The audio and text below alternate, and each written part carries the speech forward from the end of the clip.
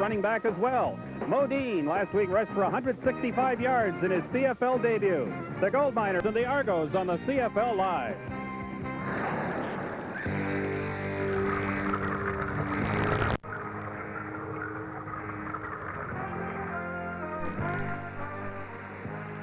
Injuries have forced the Argos to pin their hopes on rookie quarterback Marvin Graves. So far, the former Syracuse star has responded. Graves showed early that he had the makings of a CFL star, but it wasn't until the heroic comeback against the Ticats last week that he proved he could do it. I think it's a great momentum push. I think we just have to live off of that fourth quarter and try to come in here and play 60 minutes. If we do that, we'll be successful. A month ago, Sacramento lost quarterback David Archer to injury. Enter Kerwin Bell as the new Gold Miners starter. And at times, Bell has looked like a wily veteran. Although his numbers have not been great, the Gold Miners are on a roll. And like the Argos, they're coming off a big win last week. After coming off the victory against Saskatchewan last week, we feel like we've got opportunity to really do a lot of damage here at the end of the season and get back into playoff picture. So tonight, a couple of young quarterbacks on the field with a lot to prove on the CFL Live.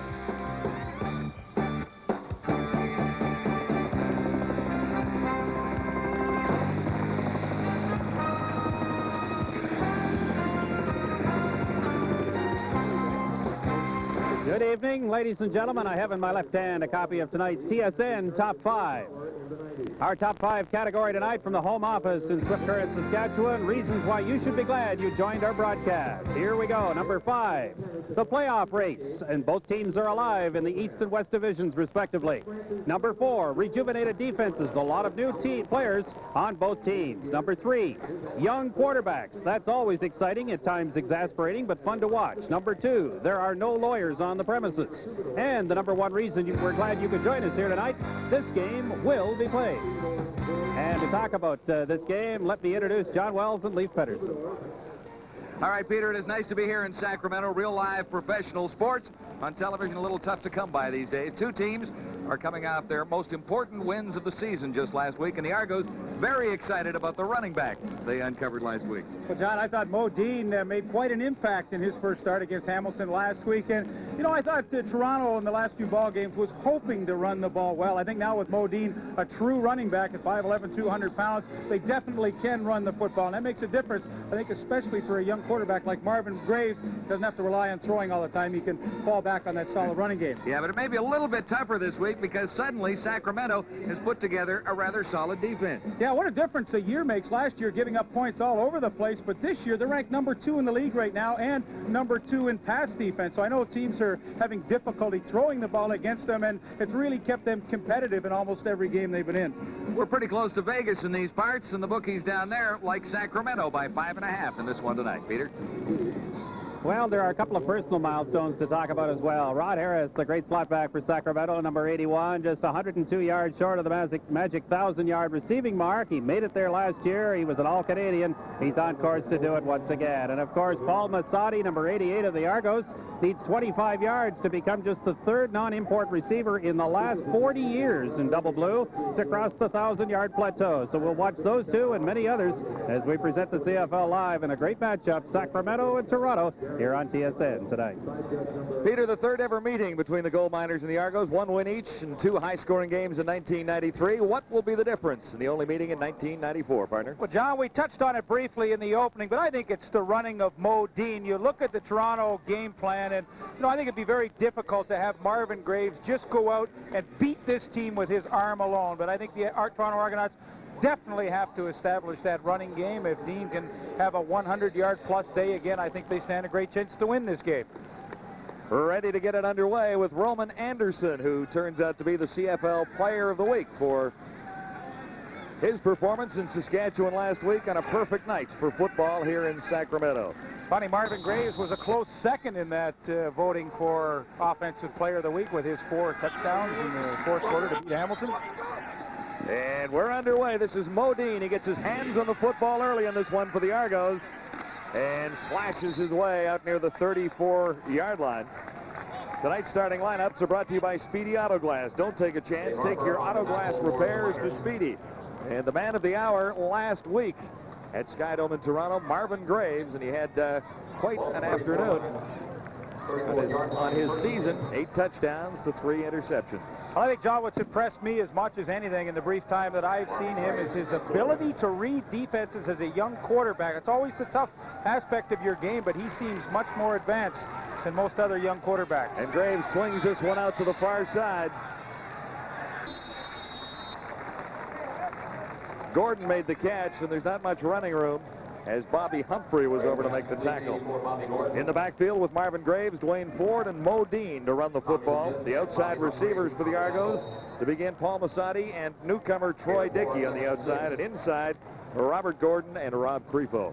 Change of note on the offensive line. Chris Schultz out with an ankle injury, so that means Francois Belanger moves over to left tackle, and pretty solid offensive line. Really improved in their protection of quarterbacks this year. A gain of 4. This is 2nd and 6, and a marker is down as Graves is on target for Rob Crefo.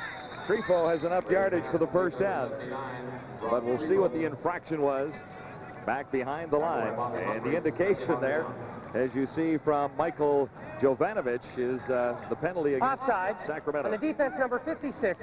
Penalties declined. First down. Jovanovic having a pretty happy day. Boston College, his alma mater, with a big win today over Notre Dame. Huge win. Nice start for the Argonauts. You like to pick up a first down on your first series and at least try and get some momentum going for a young quarterback, and that was a solid catch by Rob Crefo. And fine field position for the Argos here, already out near the 52-yard line. Modine took the handoff and seemed to slip there. He was grabbed by Maurice Miller, number 97. Pretty good story for Sacramento with Collins, Fears, Bethune, and Moore up front. This is a very solid group with excellent quickness. The linebackers, well, there's a couple of safeties converted into linebackers there, Nelson and Smith with Miller in the middle. That's a solid coverage. You know, they play a fair bit of man-to-man, but they mix it up nicely with their zone, and it's a secondary that will bend but not break. This is 2nd and 8, and Graves runs out of time, now steps up in the pocket, and he had his man, Massotti, almost in the open, but solid coverage there from Malcolm Frank.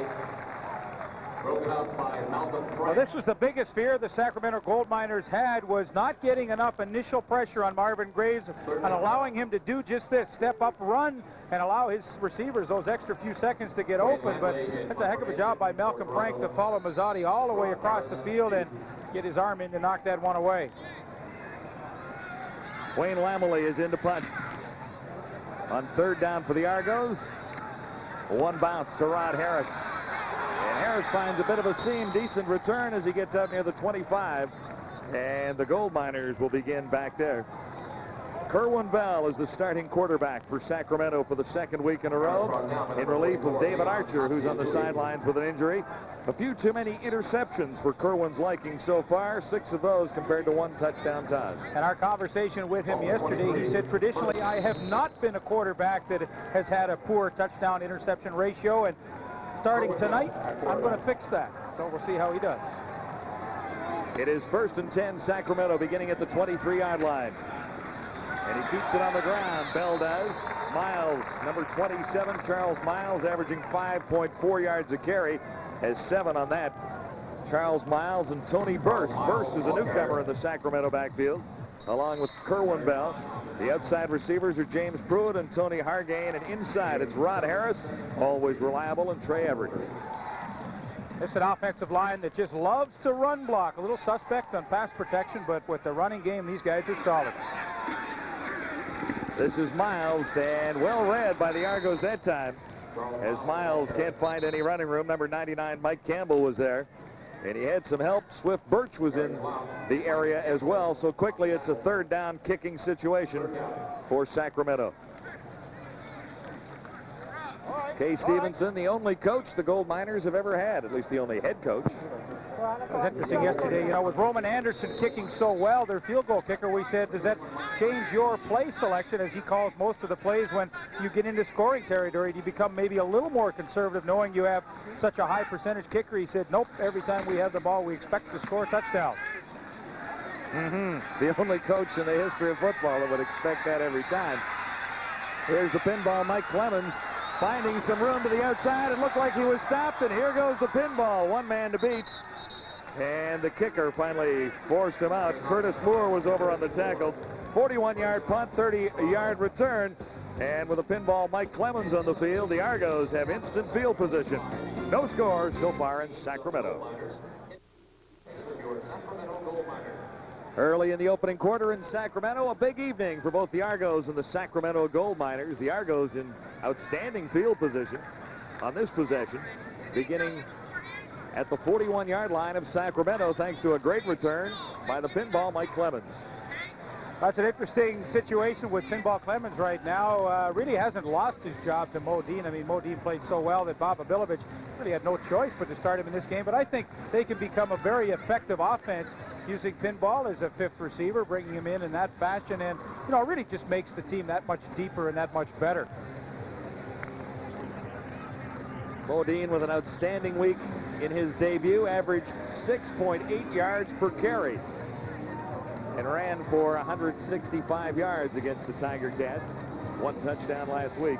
Of course, that becomes twofold, too, with your offensive line. Obviously they're going to have to pass protect well for Marvin Graves, but when you have a running back that gets over 100 yards, I mean, as an offensive line, you feel a lot better about yourself, and it takes a little pressure off that front four coming as hard every play.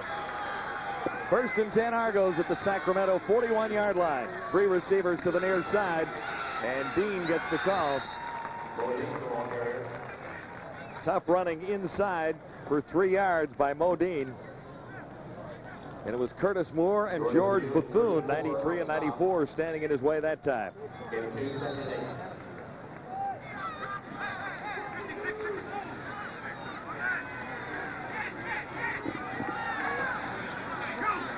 So this will be 2nd and 7 from the shotgun. Marvin Graves has to hurry as the blitz was on, and he unloaded in a hurry. One-hopped it for Paul Massotti on the far side. Graves didn't have much of a chance on this one. Yeah, Sacramento doesn't blitz a lot, but they do it here. Leonard Lelson, number 90, comes in and puts a pretty solid shot at Marvin Graves, and somebody made a mistake as Nelson came off the corner untouched. But when you prepare for a team, a lot of times, you get your printout, and Sacramento doesn't really read on that printout that they blitz much, but looked like they really caught Toronto by surprise in that situation. 45-yard field goal try for Wayne Lamoulet. And it's spotted almost dead center. Lamoulet, does he have the distance?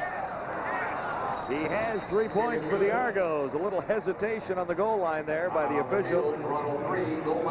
But Wayne Lamoulet has the Argos into the lead at 3-0 with 10:27 to go in the opening quarter in Sacramento.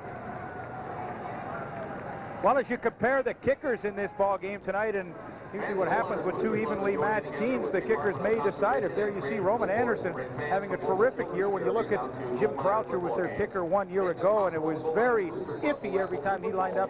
Anderson has given them stability, and to Wayne Lamley's credit, he has really picked it up in the second half of this season. He really has, but it was pretty iffy for Bob Obilovich in the early going of this season when he sent Lamoulet into the game. But he's responded of late. Kerwin Bell with the Sacramento Gold Miners. A little play action this time. Sidelines for Pruitt, and what a fine catch. James Pruitt got in behind Eddie Thomas. And Bell tossed that one beautifully. 39-yard completion. And Sacramento is an offense that likes to go over the top early to stretch out opposing defenses, and it couldn't have been thrown any better by Kerwin Bell to James Pruitt. Nice catch.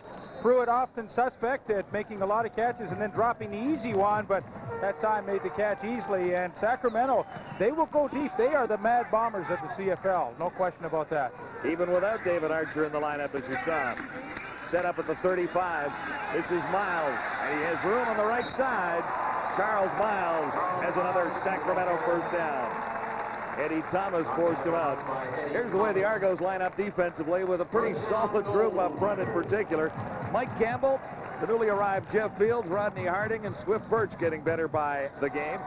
Middle linebacker, or the linebacking core with Keith Costello in for Moan, Calvin Tiggle solid in the middle, and Eric Blount getting a start tonight. And really, if there's been one area that has hurt the team, it has been the secondary, although they played a lot better against Hamilton last week. It is 1st and 10 for the Gold Miners at the 24 after a 12-yard gain. Kerwin Bell gets some heat, looks to the end zone. Oh! He got one hand on it, and Trey Everett couldn't bring it home. Just slipped in behind the coverage at the last possible second, but Bell overthrew him by about 1.5 feet. Well, so far in this game, it looks like Kerwin Bell's plan is to go deep when he gets the opportunity. Eric Blount blitzing gets a pretty good shot on him, but you know, that was awfully close for Trey Everett to make the touchdown catch there. But you have to appreciate Sacramento's quarterbacks. They do not move the pocket around. They're willing to stand in there and take a lot of hits. It is now 2nd and 10. Gold Miners set up at the Argo 24. Shotgun for Kerwin Bell. Looked like he had time to throw that time, but a penalty marker comes down as Campbell and Harding, along with Swift Birch, all converge on the quarterback that time. Well, this is what Toronto really wants from their front four, is to get some serious pressure without having to blitz. And Number 52 in the offense. Penalties declined. 3rd down. David Diaz-Infante there, and I don't think he had much of a choice. Well, here's Rodney Harding right there, and he's working against David Diaz-Infante, number 52, who in fact gets called for the holding penalty. But Rodney Harding is definitely going to have probably the best year of his career. 13 sacks was his high in 1987. This is his 12th sack so far, so he should easily surpass that. And when you look at this Toronto front four, you talk to coaches, and especially the Sacramento coaches, they think those two tackles, Harding and Fields, are as good as any or the best in the league. Roman Anderson. A 44-yard effort, and it's all even.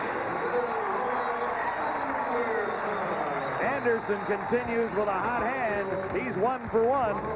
And it's 3-3 on CFL Live from Sacramento.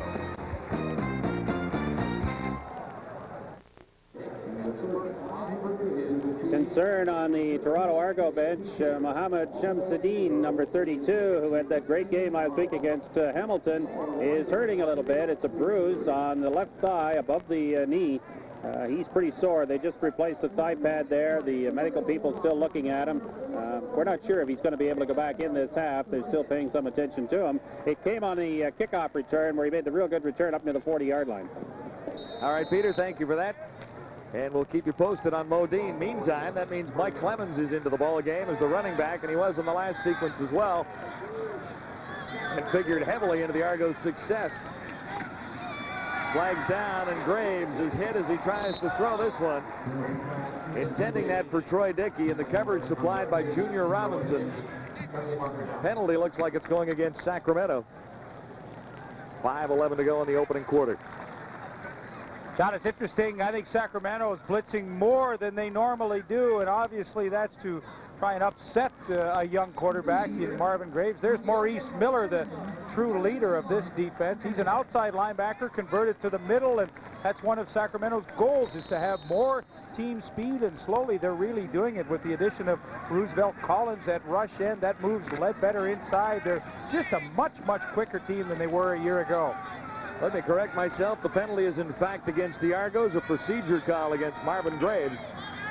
Declined, and now it's 2nd and 10. More heat on Graves, and he can't get away. Yes, he does. Somehow spun out of that, and he's still dragged down behind the line. Curtis Moore, number 94, finally bringing down Marvin Graves. Looked like he was stopped a couple of yards before that, but the Gold Miners get what they were after, a 3rd down situation. The Sacramento Gold Miners are very similar to Toronto in that they get tremendous push upfield from their interior tackles, and that's Willie Fears, 78, who's been a tremendous addition to this team. He leads them with 6 sacks, and you see why. I mean, he just blows right over top of Jovanovic and causes all the problems for Marvin Graves. Fears a little upset that he didn't get the sack that time, but he certainly set it up. Lamley's kick is high. Rod Harris back to the 20. Little spin maneuver, but it didn't fool all of the Argos. A 3-yard return. Leading the tacklers that time was Carl Colder, number 57. Been solid on special teams for the Argos all season long. Well, 59 catches for Rod Harris, you see right there. A year ago, he had 90 catches for over 1,300 yards, 7 TDs. He is the go-to guy in the receiving corps for the Sacramento Gold Miners. I like that term. They use that in the States much more than we do in Canada. The go-to guy. The go-to guy? Well, he's certainly been the clutch receiver, and really the only receiver who's been in this lineup consistently through a season and a half. Kerwin Bell. He missed Tony Burse coming out of the backfield, and Burse had some running room out there. So 71 Eric Blount was in the vicinity, but there was some yardage to be had if Kerwin Bell could have found his target. Well, Kerwin Bell makes no secret about it that the offensive line really becomes the key to how well they function offensively. He says, hey, we don't move the pocket around, so we put a lot of pressure on these guys. And, you know, if they don't play well, it's very difficult for us to function at a high level on offense. Smart quarterbacks always blow a lot of smoke for the offensive line, though, don't they? Here's Bell with time, thanks to the offensive line, and it's almost picked off. Harris was the intended receiver, and Keita Crispina almost had his 3rd interception of the season. Well, he's a young guy that just gets better and better, and you'll see as Harris works his way upfield, Crispina works with him and cuts underneath and makes a heck of a play. It's kind of a combo defense with Harris comes upfield, Crispina picks him up, and watch the acceleration right there. I mean, that was a pretty good throw by Bell, but an even better play by Keita Crispina, who, you know, if they stick with him, I think he's going to be a heck of a defensive back. It's like any other young guy. It takes a while to get comfortable.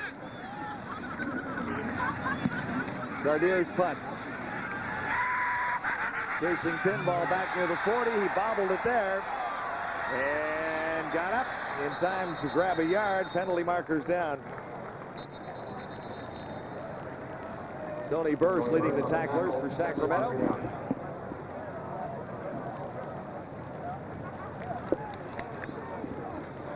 And the penalty is going against the Argos, indicated by referee George Black.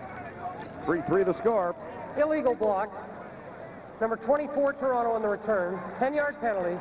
First down. Hey, John, how about this in the CIAU today? A terrific game for University of Saskatchewan, beating the UBC Thunderbirds 70-17. How about Brent Schneider? That is a CIAU record, 8 touchdown passes. You don't think he can play? I think he can. 8 touchdown passes. Hey, Brent, way to go. That's fantastic. Schneider's a fairly famous name in Saskatoon, in athletic circles. Here's the pinball. Mike Clemens ran into one of his blockers. Now reverses his field. Looks for room to the far side. Got a block from his quarterback. And then he swarmed over there. Curtis Moore and Jamie Redmond leading the Sacramento tacklers. But Marvin Graves threw a little block in there when the pinball reversed his field. Don, you know, I talked about Sacramento's improvement in team speed, and I think you see a perfect example of it right now. Maybe a year ago, pinball may have been able to outrun this group right here, but there you see 10 Charles Franks. Malcolm Frank rather keeps him to the inside, and you know there was just no place to go. Much better team speed, and saw a great example of it there. A long run for a 1-yard gain. It is 2nd and 1. As Graves goes to the shotgun, 2nd and 9, I should say.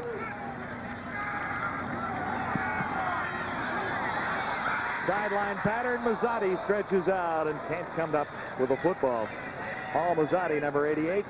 Wouldn't have mattered anyway that Malcolm Frank worked him to the sidelines and he was out of bounds and came back in. There's a flag on the play, and I'm sure that's what they'll call it. There you see the technique. It's the right arm into the ribs, just subtly enough to force Mazzotti to the outside. And well, this secondary of Sacramento, we talked in the opening, they are stingy, and teams have great difficulty throwing against them.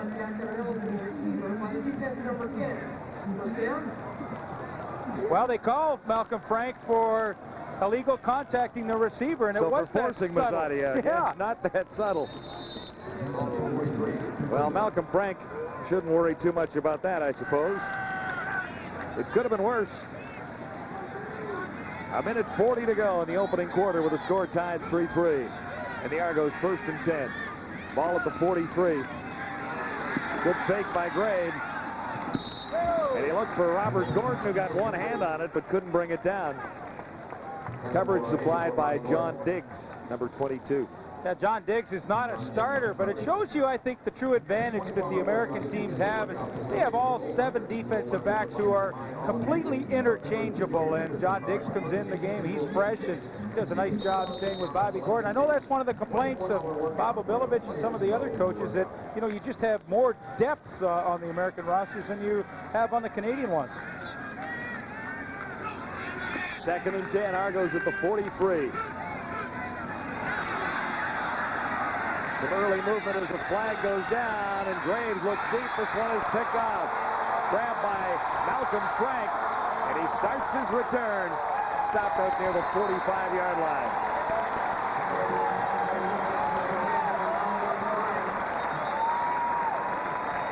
Celebration time for the gold miners, and Graves has tossed up his 4th interception of the season.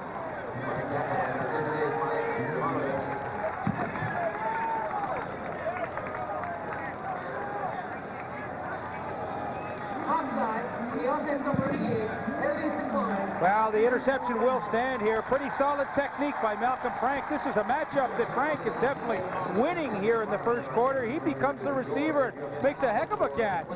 Has a nice return, so the first turnover goes to the Gold Miners. The 20th interception that this defense has had this year. Defense win ball game. Defense, Dave. Defense definitely holding Sacramento in.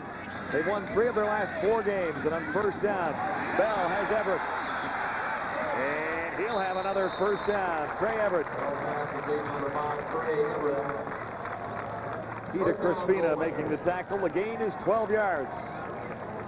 That's a solid first down pass by Kerwin Bell. I mean, he's gone deep, but now he's decided to shorten it up just a touch and try and get back some momentum. Everett, a nice tall receiver, well over 6 foot. A good target. In fact, the entire receiving core of the Gold Miners is tall and easy to see for Kerwin Bell. Trey Everett had some exposure to the Canadian Football League for the first time with the Saskatchewan Roughriders. This is Charles Miles. And Eric Blount, number 71, makes the tackle for the Argos. Gain is a couple. Miles averaging 5.4 yards a carry. You talk about their averages. I mean, this is a team that does not come out and say, hey, we want to run the football. So consequently, they don't rank among the best in numbers per game. But, you know, they average well over 5.6 a carry as a team. And when they run it, they still are effective doing it. Yeah, that's a nice number. 2nd down and 7 to go. Shotgun for Kerwin Bell. Looking to the near side, and he has his man. It'll be another Sacramento first down. Miles coming out of the backfield, number 27. 2 big plays in a row for Charles Miles. Stopped by 37, Keith Costello. Kerwin Bell has a hot hand going and a chance to hit the Argo end zone. That's all there is in the opening quarter here. We'll be back for the second in a moment. Score tied 3-3. And a 1st and 10 situation for the Gold Miners at the 31-yard line. Good chance for quarterback Kerwin Bell here. I think the key for Kerwin Bell on this series is he's had lots of time to throw and able to step up into the pocket and throw off that front foot, which of course puts a little extra velocity on his passes. Second start in succession for Bell in relief of David Archer. He has a thumb injury.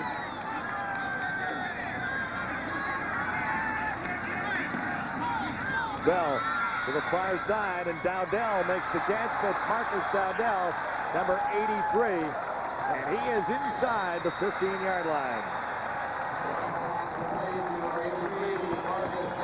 Marcus Dowdell's been a nice addition to this receiving core. Had experience with the New Orleans Saints, and boy, were the Gold Miners happy to get him. And once again, it's the wide receiver screen. Here he is out here. He'll back up, and the key block is for Rod Harris right there. You get that initial block, and you have a chance for success. And hey, Harris takes on Eddie Thomas there. Nice block, walls him off, and good spin move by Dowdell. He had 6 catches last week, and he's going to make a large contribution to this team.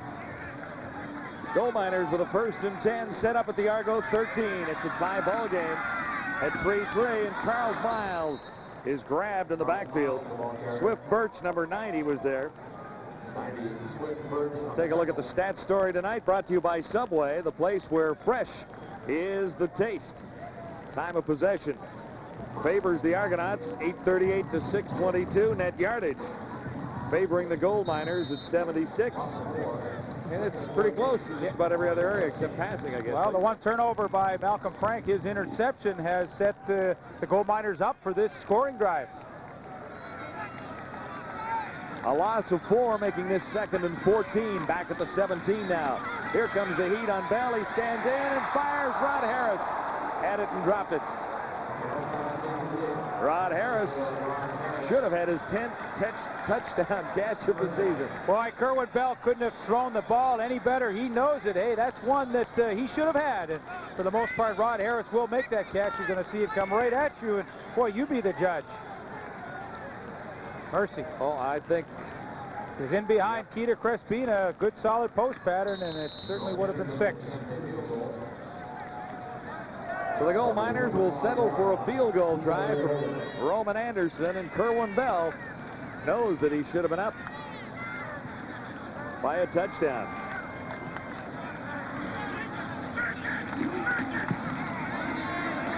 Field goal is good. And for the first time, the Gold Miners have the lead. Field goals, the only scores on the board so far. 2 for Roman Anderson, making it 6-3 Sacramento. Field for CFL live action. Sacramento leading Toronto 6-3. 12:56 to go. Well, John, there's the remaining games for Sacramento, and actually it's, a pretty 50-50 schedule. Baltimore and Edmonton, the above 500 teams. Ottawa and Shreveport below 500. They're 1 point out of a playoff spot, and Rod Harris could have helped them on their way if he'd have made that touchdown catch. No one knows it more than him. And the Gold Miners will be watching the out-of-town scoreboard tonight. Yeah. At Saskatchewan in British Columbia for a key game there tonight at BC Place. We'll keep you updated on the score there. Argos have an interesting schedule left, beginning with the Ottawa Rough Riders in Ottawa, and then away in Winnipeg as well. And the home dates, Edmonton and Shreveport. And the old Pirates had another tough one today, losing 38-22 to the Winnipeg Blue Bombers. I think that's 0-14. Is it not? 0 for the season for the Shreveport Pirates.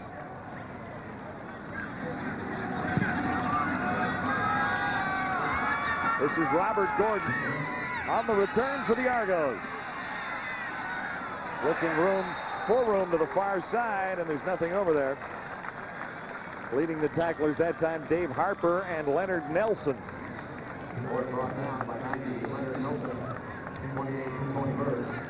Marvin Graves leading the Argos back at Skydome last week with 28 points against the Hamilton Tiger Cats for a crucial win for the Argos. So far tonight, 3 of 8 for 17 yards and the 1 interception. The interception could have been a little more costly. It only cost 3 points.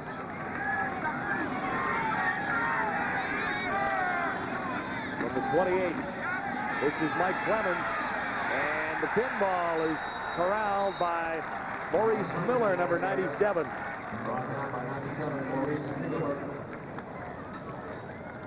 Miller was solid last week in Saskatchewan with 7 tackles. Well, I think he's really the team leader on defense, and he's able to just come up and shoot the gap, and Toronto Argonauts can't handle him along the left-hand side. And Mo Miller, in a short period of time, has really taken over a leadership role on this defense. He created a loss of 3 yards. This is 2nd and 13 for the Argos. Back at the 25. Graves has all kinds of time, can't find a receiver, and now he's decked. Marvin Graves down once more. Bobby Humphrey. Check that, James King, number 37. Well, it's interesting. This is as much as I've seen Sacramento come with extra pressure in a long time. James King, a backup defensive lineman, gets a chance to play, and well, he finally gets the sack. But that is enough time for Marvin Graves to get rid of the football, and I think you have to really attribute the Gold Miners secondary to that sack by King. I mean, he had 4 or 5 seconds to get rid of that football. That's plenty of time. 3rd down, and Lamely is right back on his goal line after a 10-yard loss. Decent kick, but the gold miners should get great field position. Dowdell on the return. He's number 83, and he's dragged down from behind. Casola in the area, number 35. Kerwin Bell had a very solid drive last time, settled for 3 points. On 4 of 9 so far for 86 yards. And Kerwin will be happy. No interceptions on the board tonight.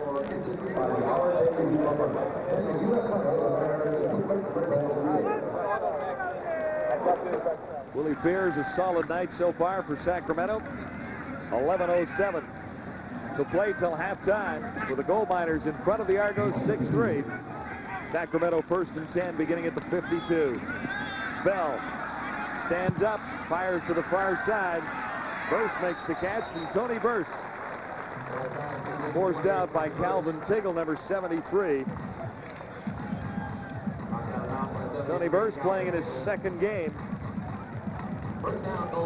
Gold miners have had a lot of injuries to running backs. Troy Mills is on the sidelines, and of course Mike Oliphant has missed much of the season because of a very serious injury. And one of the reasons why Tony Burse is playing tonight is he was with Kay Stevenson back in the old World League with the Sacramento Surge when they won the World Bowl, so he knows the blocking schemes of this Sacramento team because they haven't changed from league to league with Kay Stevenson as head coach.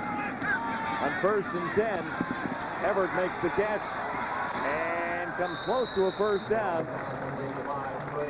Whitney and Reggie Pleasant over to stop his progress before he actually got the 10 yards. We'll see where they spot the ball. It is very close to a first down.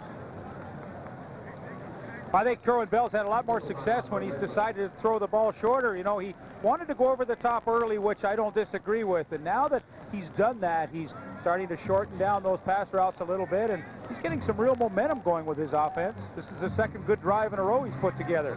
2nd and inches. What has Kay Stevenson called for Kerwin Bell right here, Lee? Well, I'd love to see a little play action. I mean, I think this is the perfect time to do it. I mean, you could always pick it up on the 3rd down gamble, a little play action, maybe hit your back in the flat.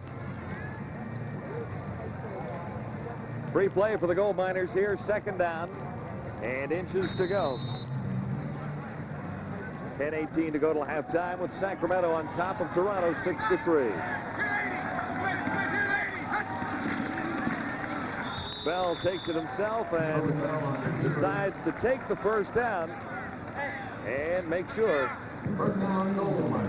No doubt about the first down.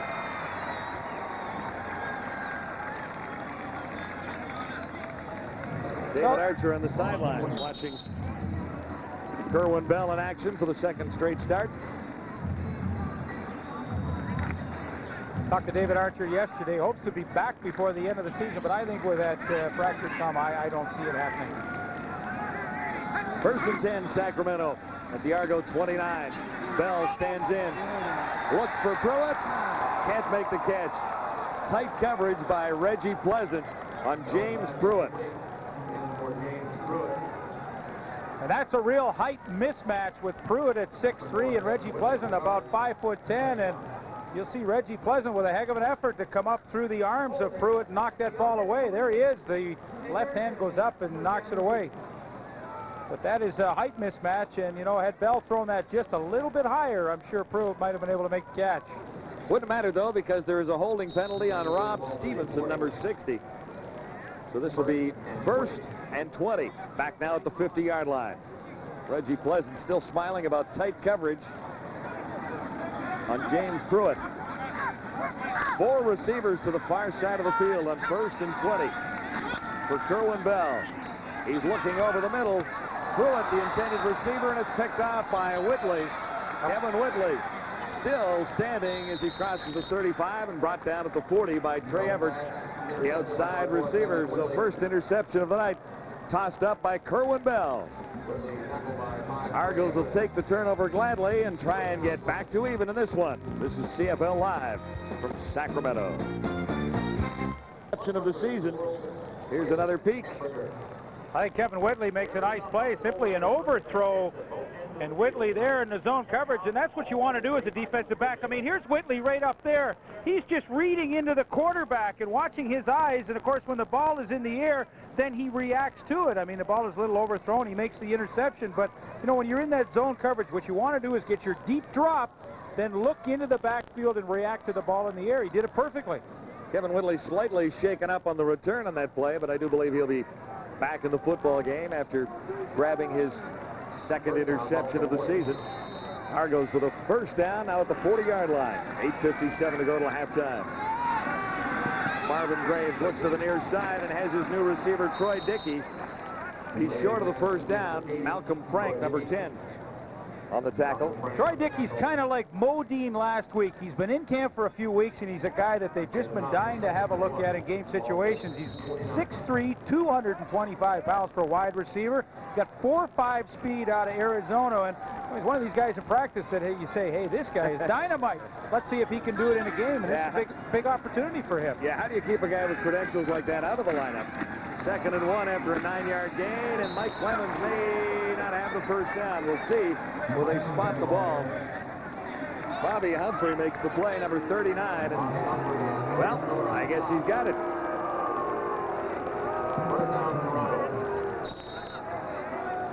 Out across the 50, and that's where he had to get. Clemens was not the starter at running back tonight. Mo Dean was. Dean was injured on a kick return in the first quarter, and since then it's been Mike Clemens in the backfield. From the shotgun, Marvin Graves looking deep. Oh, he's got it! Down to the 1-yard line. They spotted at the 1-yard line. Bobby Humphrey recovering to make the tackle. Troy Dickey. What a great catch that was. And definitely his biggest catch as a Toronto Argonaut. Well, John, we just mentioned what a terrific opportunity it is for him. The job is for the taking, and boy, he's making the most of it here. Back-to-back catches for Dickey, and you know, that's a heck of a throw for Marvin Graves. That's the toughest side to roll to and throw deep. Rolling to your left, and Dickey with a tremendous concentration to make that play. It really was. It sets the Argos up. 1st and goal to go at the 1-yard line. Chance to retake the lead for Toronto, and Marvin Graves has the touchdown. Well, now you know why Bob Abilovich is so excited about Marvin Graves. I mean, he just took that team on a super drive and threw a nice pass, rolling to his left. Such a tough throw, and Dickey with the great catch, and the Toronto Argonauts answer quickly.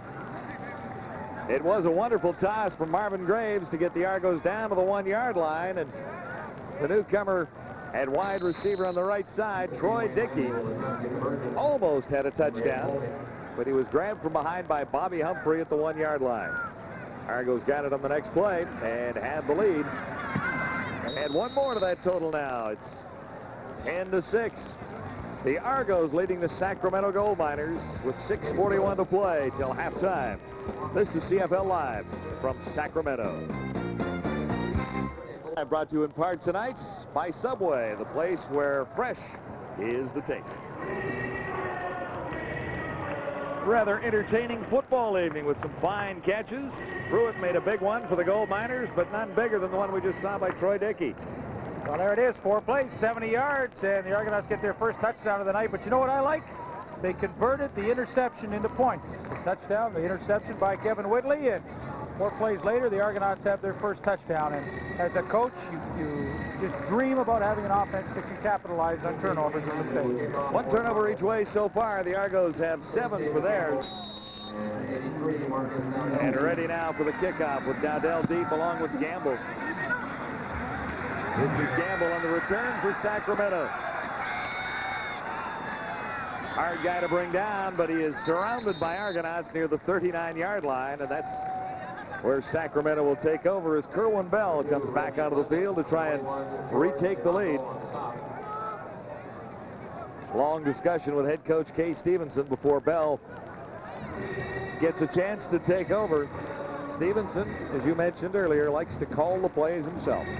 Yeah, he's pretty stubborn about that, and he feels that he has the best knowledge of the game plan and what to do. I know when David Archer's in there, I love them in the hurry up, but I think probably a good decision with Kerwin Bell. This is Charles Miles, and there's nowhere to go. Swift Birch is all over him, number 90. Birch is having a terrific rookie season with the Argonauts, and I think they're giving a little credit to the arrival of Jeff Fields for Birch's emergence lately, because he has been a little more solid with Fields in the lineup. Well, it's a terrific front four, and I think as any young player coming into a league has to do, he has to develop and mature over a period of time. And Birch, you know, has 6 sacks in his last 7 games, so that tells me that he's getting much more comfortable with the Canadian game. Creating a loss of 1 yard there, 2nd and 11, so Kerwin Bell is in the shotgun. And looking to the under receiver, Tony Burse, who slipped, crossing the 45-yard line. That ruined any opportunity of a first down of the play. There seemed to be a little more running room than that, but it's quickly 3rd and 5. And I think Toronto will try and do this to Kerwin Bell. You get into 2nd and long situations. Toronto likes to play zone defense predominantly, and you know that will force Kerwin Bell to throw underneath the coverage, just as he did to Tony Burse right there. And you know he comes out to feel a little frustrated because he'd like to be forcing it a little deeper downfield, but sometimes the defense dictates to where you have to go, and his back just couldn't pick up the extra yards for the first down. Gardere averaging 41 yards a punt. Low snap, gets it away, no problem, and Mike Clemens awaits it at the 25. Clemens looks for room to the far side of the field. Already there's a penalty marker down. Clemens is still standing and forced out as he crosses the 37-yard line. Forced out by Robert Turner. Well, John, the Winnipeg Blue Bombers kept pace this afternoon with the Baltimore CFLers in the East with their victory over the Shreveport Pirates. Pirates still, of course, looking for their first win. Strangely enough, led this game 22-21 at the half. Did not score a point in the second half, so the Bombers stay tied about top the Eastern Conference. Baltimore with a win over Las Vegas. How about Mike Pringle, 133 yards on the ground. He just keeps rolling along, literally. Alvin had 4 touchdowns in that game for the Blue Bombers. 10 for 110 and 4 TDs. Nice numbers, Gerald. The twin Geralds, Wilcox and Alvin. What a duo they are. We'll catch the Bombers in Vegas a week from tonight. Penalty against the Argos on the return, and that sets Toronto up with a 1st and 10 at the 15. Here's the pinball. Mike Clemens bouncing around in there, and he's out to the 20-yard line, stopped by Keith. Check that, James King, number 37. 5 yards for the pinball. Sorry, Leif.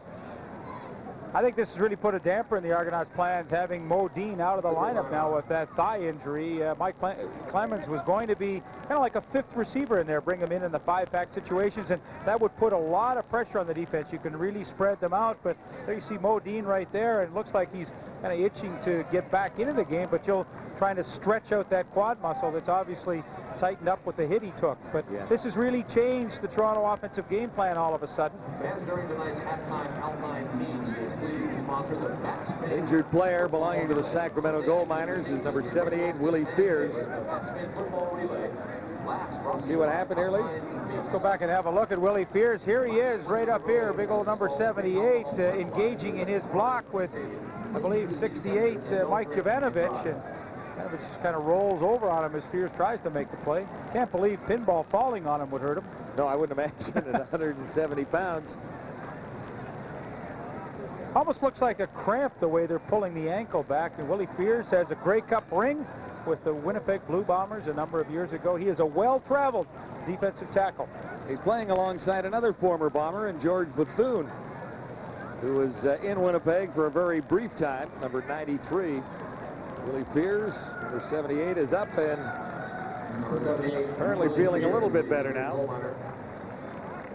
Mark Ledbetter, number 73, is listed as the backup along the defensive line, so he'll be into the ball game. And that is a bit of a strange move. Ledbetter, their leading sacker a year ago, and 5 throughout this year, has kind of become a utility player. There he is, kind of surprising, but you know, that's the evolution of a team. They keep improving their defense, and sometimes some of the players you think are their best are sacrificed with that kind of a scheme, but obviously it's working. Yeah, Ledbetter likely a victim of the speed derby because they've added an awful lot of speed to the Sacramento defense. Graves just gets it away, and he's on target. It is Dickey on the far side. Troy Dickey making the catch. Had to come back to his quarterback to come up with a football. We'll see where they spot it. Looks like it will be a first down. Couple of catches for Dickey tonight. Well, I think in a short period of time, Marvin Graves has found a wide receiver that he's thrilled to throw the football to. Technically, I mean, that was a terrific pattern by Dickey to work back, still get the first down, but work back to his quarterback. 1st and 10. The Argos now out at the 26-yard line with 3:32 to go till halftime. Quick fake by Graves. Now on target for Creepo. Rob Creepo. An easy target down there at 6'3". He had a big week last week against the Tiger Cats. Well, he does a good job of helping his quarterback, working back into an open area. There you see him, and yes, he is an enormous target. I have a funny situation with him. He was a 2-time Eastern All-Star with the Bombers, and it kind of fell out of favor with everybody. But now with Toronto, boy, were they happy to get him with the injury to Jeff Fairholm. And up for the first down on a 14-yard gain by Creepo. Little play action for Graves. And he looked for the pinball, Mike Clemens. Everyone else was covered. Tried to float one over to Mike Clemens, but Maurice Miller and Leonard Nelson were in the area. The Argos in front. It's 10-6 on CFL Live. Timeout as we get ready to make the run to halftime. 2:41 to go in the first half of football here at Sacramento, with the Argos in front, 10-6. 2nd and 10, Argos at the 41-yard line. And penalty markers are down. Procedure call.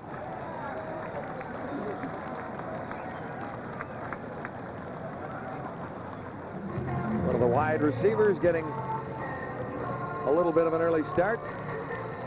Procedure on the offense, number 88. 2nd down. That's the second time Paul Mazzotti's jumped offside tonight, and that's a valuable 5 yards, or critical 5 yards rather, that he cost his team. And 2nd and 15, obviously a lot more difficult to pick up than just 2nd and 10.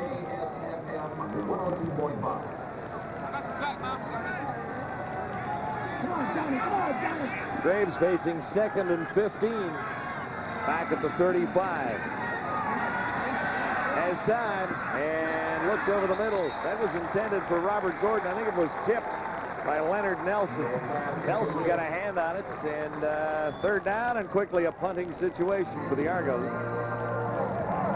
Quick look at the story of the first half. Brought to you by Dodge Trucks, reinventing the truck. Modine injured first quarter. Graves 105 yards passing. That's part of it. Dickey 75 yards receiving to set up the only touchdown.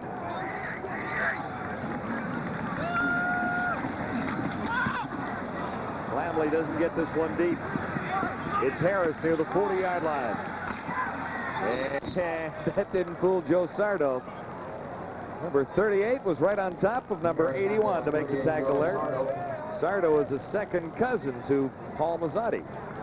Yes, he is. From Hamilton, both guys. We're up a couple of blocks from each other. Yeah, he moves up the roster a little bit with Donnie Bowen out. He is now the backup to Keith Costello on the outside tonight.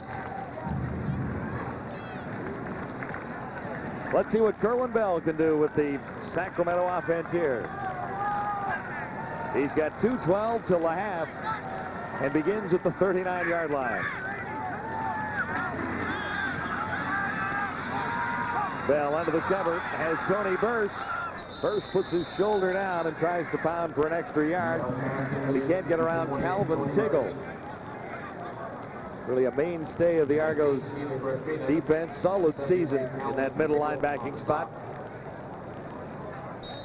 Bell has put up some decent numbers in some ways. 8 of 14 for 114 yards. The one interception was a little costly.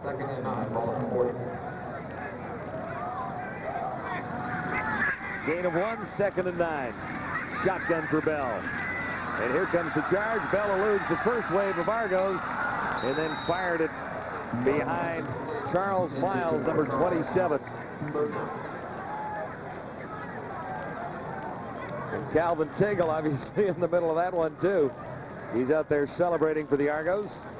Well, here's the frustrating part for a receiver sometimes. You know, Rod Harris doesn't know that his quarterback's being flushed out of the pocket and he's deep downfield. Looks like he's wide open. He's saying, hey, yeah, throw it to me. But, you know, Bell had been flushed out of the pocket, had no chance to see him. Frustrating part. You know, he knows that he's dropped a touchdown pass tonight, and, you know, even he wants to redeem himself and get his hands on the football. Averaging just under 41 yards. Pete Gardier back at his 25. Good solid kick. Chasing pinball right back to the 25-yard line. Looking for a little daylight and slash through, but penalty markers surround pinball on a 10-yard return. Robert Turner, solid on special teams tonight, leading the tacklers again. A minute 31 to go till halftime. Argos in front by 4. It's 10-6 in Sacramento. Coach and quarterback on the sidelines. Obi used to stand beside another number 7 as a quarterback for the Argos for a year or two, didn't he? Yeah, Conrad Holloway was one of Obi's favorites. Block, number 65, Toronto on the return. 10-yard penalty, first down. That's an Argo newcomer getting called for the penalty. Trace Lang back up along the offensive line. Marvin Graves, 7 of 14 for 105. A big part of that was the long catch by the newcomer Troy Dickey. A minute 31 till halftime. Argos first down at the 20-yard line. Slight delay to the pinball, Mike Clemens. And he's near the 25. Gain is 5. Stopped by Junior Robinson on the tackle. Junior Robinson, number 21. Well, I think if you watched Mo Dean run last week and now you're watching Pinball run tonight, you really see the difference. Pinball such a scat back type of runner and Dean more power type. 2nd and 5, and Graves goes deep for Gordon. He overthrew him by about 8 yards. Jamie Redmond was covering on Robert Gordon that time, so it's 3rd and 5. Third down. Number 32 is Mo Dean, still on the sidelines after going down in the first quarter and still trying to shake it off, it would appear. Well, I think it's one of those injuries that, you know, he's obviously trying to stretch it out, and that's an injury that gets worse with time. I don't think that one is going to stretch out to his satisfaction. Those thigh bruises just get worse and worse. Lamely winning the battle of the punters on average so far tonight, but this won't help. A wobbler Dowdell takes, and Sacramento with 1:07 to go will have pretty good field position and a chance to add some points to the total. Sacramento down by 4 at 10-6. First down, goal liners.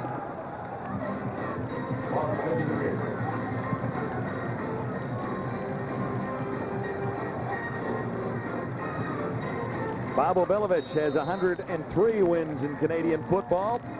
He has coached in over 200 games. Kay Stevenson is looking for his 13th win in the CFL.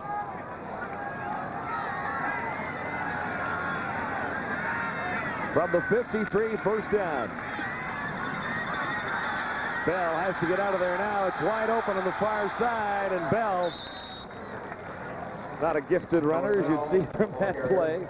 It's more than halfway to a first down. Keith Costello on the tackle. Yeah, this was not pretty. As Kerwin Bell leaves the pocket, he's looking for Rod Harris. Hey, he wants to get the ball in Harris's hands, but Toronto's doing a nice job of double-teaming Harris when he comes over the middle. 2nd and 3. Bell winds up. He'll have the first down. Rod Harris stopped by Costello. First catch of the night for Harris, the leading receiver for the Gold Miners. And don't think the fans don't know here at Hornet Field. A little extra applause there when Rod Harris made his first catch of the night. Fans here know that he is their big play receiver. Good chance for the Gold Miners with 44 seconds to go and a first down at the 32 of the Argos. Bell looks for Harris again, and he's got another one. Rod Harris got in behind Crispina. And Harris is coming back with a couple of catches. And they get the dream matchup here. Keith Costello and Rod Harris. And hey, You know who's going to win that one most times? Crispina tries to help him. It's called a cover 2 defense, where the linebacker's in man-to-man with the defensive back helping over the top, but no match. Has a perfect throw by Bell, and all of a sudden, Harris has become red hot. The Sacramento Gold Miners offense is finally moving. 22 yards on that reception. First and goal to go. Sacramento down at the Argo 9. Here comes the charge, and down goes Bell. Little blitz by George DeMacco. From his safety spot. Well, yeah, and you can count on the Argonauts when they're backed up. Let it roll just a little bit, and you're going to see George DeMacco. Here he comes right here.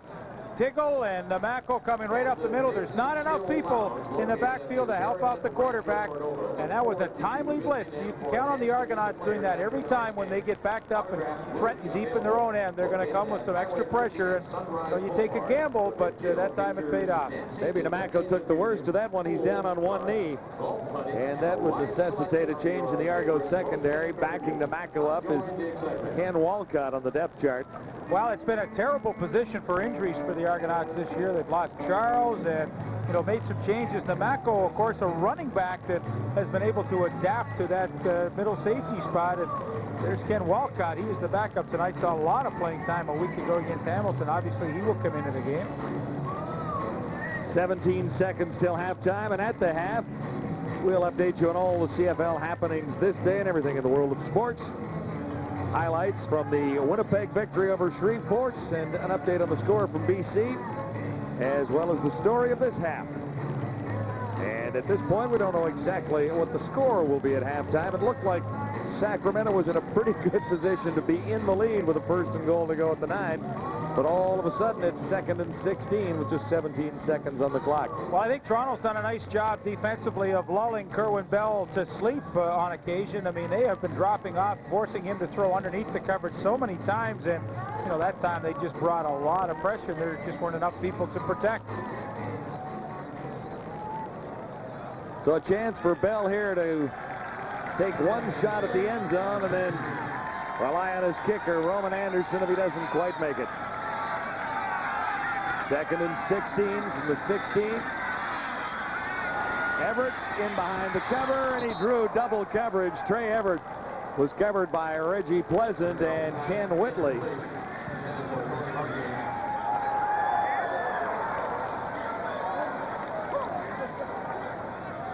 That's solid job. Reggie Pleasant leaves his man to come over and help Kevin Whitley, but Whitley came up through Everett with a nice defensive play. That ball hung just a little too long in the air of Kerwin Bell.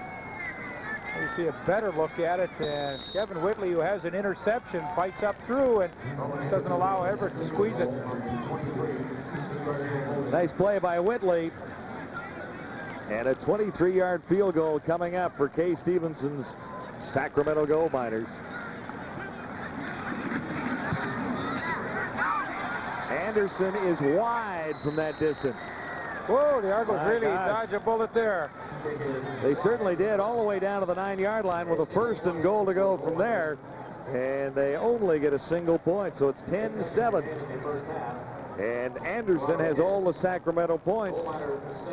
It's exactly what happened last week when the Gold Miners went into Saskatchewan and beat the Rough Riders. It was all the kicker, Anderson. Well, it becomes a fine line, too, for Kay Stevenson. To get all field goals on the road and win in Taylor Field was an enormous win for them. But I think now that you've come home and you're really still trying to sell the product, let's face it, down here, you'd like to get some touchdowns and create some enthusiasm with the fans that are here tonight. Well, the Gold Miners have had their chances on the goal line. The one drops by Rod Harris had touchdown written all over it, and the opportunity was there moments ago with a first and goal to go at the 9-yard line. Now the Argos rather happy to run off the final 6 seconds till halftime and head to the dressing room with a 3-point lead. And I think for Marvin Graves, he has to be pretty pleased with his performance. Only 10 points. I'm sure obviously they'd like more, but hey, he's going up against the #2 defense in the league, and he has, they took advantage of their turnover, got a touchdown, and I think it's been a pretty solid half for Toronto. Kay Stevenson heads to the dressing room thinking what might have been. Bob Obilovich has dodged a couple of bullets in this one. as his Argo is not quite halfway to a first down. Kevin Whitley leading the Argo tacklers for the Sacramento receiver. Our gained 37 catches, 582 yards coming into the game. Still looks for his first CFL touchdown in a Shreveport uniform. He was with the Kansas City Chiefs for a couple of years, mainly as a third down receiver, and now, of course, he likes it a lot better that he gets a chance to play on every play here with Sacramento. Gain is 4, 2nd and 6. Now at the 41. Bell has time.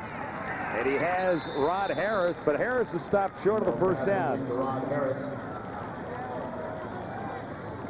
Calvin Tiggle, number 73. Rod Harris working into the middle and then pirouettes back to the outside, but you're going to see 71 and 73 Tiggle show up in a hurry, and that's what you have to love about Calvin Tiggle, 73. I mean, I don't think it was any secret at the beginning of the year. He did struggle a little bit in his pass coverage. From tackle to tackle, no argument with that aspect of his play, but he has just been able to get better and better each week in his coverage. He reacts to the balls when they're in the air better, and well, I think Toronto has found a true blue chipper in Calvin Tiggle as their middle linebacker.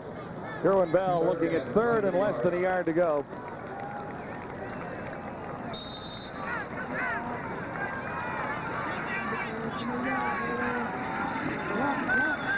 Miles gets the call, and that's enough for the first down. Again, Whitley on the tackle. 27 got the call. He averages 5.4 yards a carry.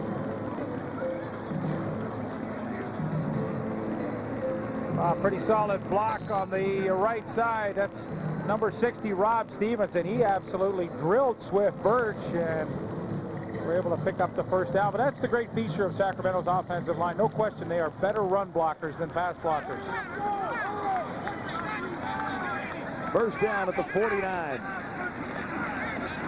Trey Everett to the near side, and Bell is surrounded and down. First Argo through was Swift Birch, taken out on the previous play. He's back with revenge quickly. Yeah, that's his 7th sack in the last 8 games. So you talk about production from your defensive end, and I don't think it's any secret. You see 95, Jeff Fields coming up the middle. Your defensive ends are only as good as your push up the middle, and for Swift Birch and Mike Campbell, there has been a huge difference as Jeff Fields and Rodney Harding have been getting that good push up the middle. There's no place for the quarterback to go. 3rd sack of the night for the Argos. They have 33 on the season now. And the production, as Leaf was talking about, has gone up dramatically in recent games. Bell stands in. On target, it'll be a first down. James Pruitt makes a clutch catch.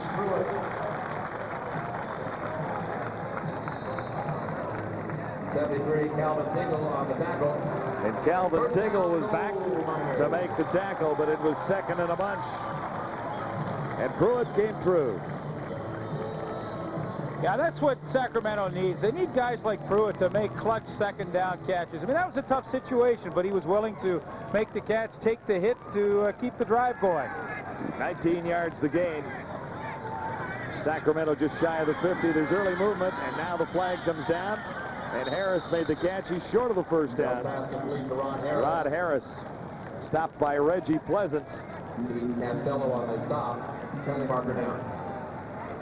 Now, close look at Rod Harris, who's since halfway through the 2nd quarter has been able to get more and more involved in this game.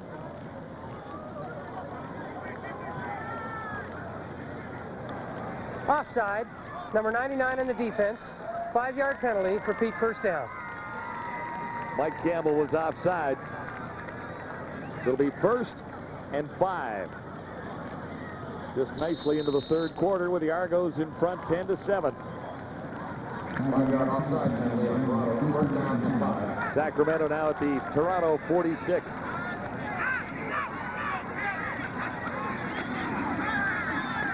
Miles gets the call, and again, a penalty marker is up. Swift Birch was in on the tackle. And this one looks to be going against Sacramento for holding. Penalty marker down. Holding, number 60 on the offense. 10-yard penalty, repeat the down. That's Rob Stevenson. And Rob Stevenson was working on Rodney Harding, number 77, of course, who's got such good penetration. And we talk about a front four, and they're only as good as how quickly they can get upfield, and I think that's been the biggest difference in Toronto's group this year. Rodney Harding is having a tremendous year. They get that quick upfield penetration with those first couple of steps. Yeah, what else is new for Rodney Harding? Just a sensational 10-year career in the CFL. 1st and 15, and the Gold Miners convert. Dowdell, a race to the end zone. Reggie Pleasant tries to run him down. Namako got there to save the touchdown. Hang on, they call it a touchdown. 56 yards. Marcus Dowdell. 55-yard touchdown. Kerwin Bell has the touchdown. And Dowdell really made the play happen.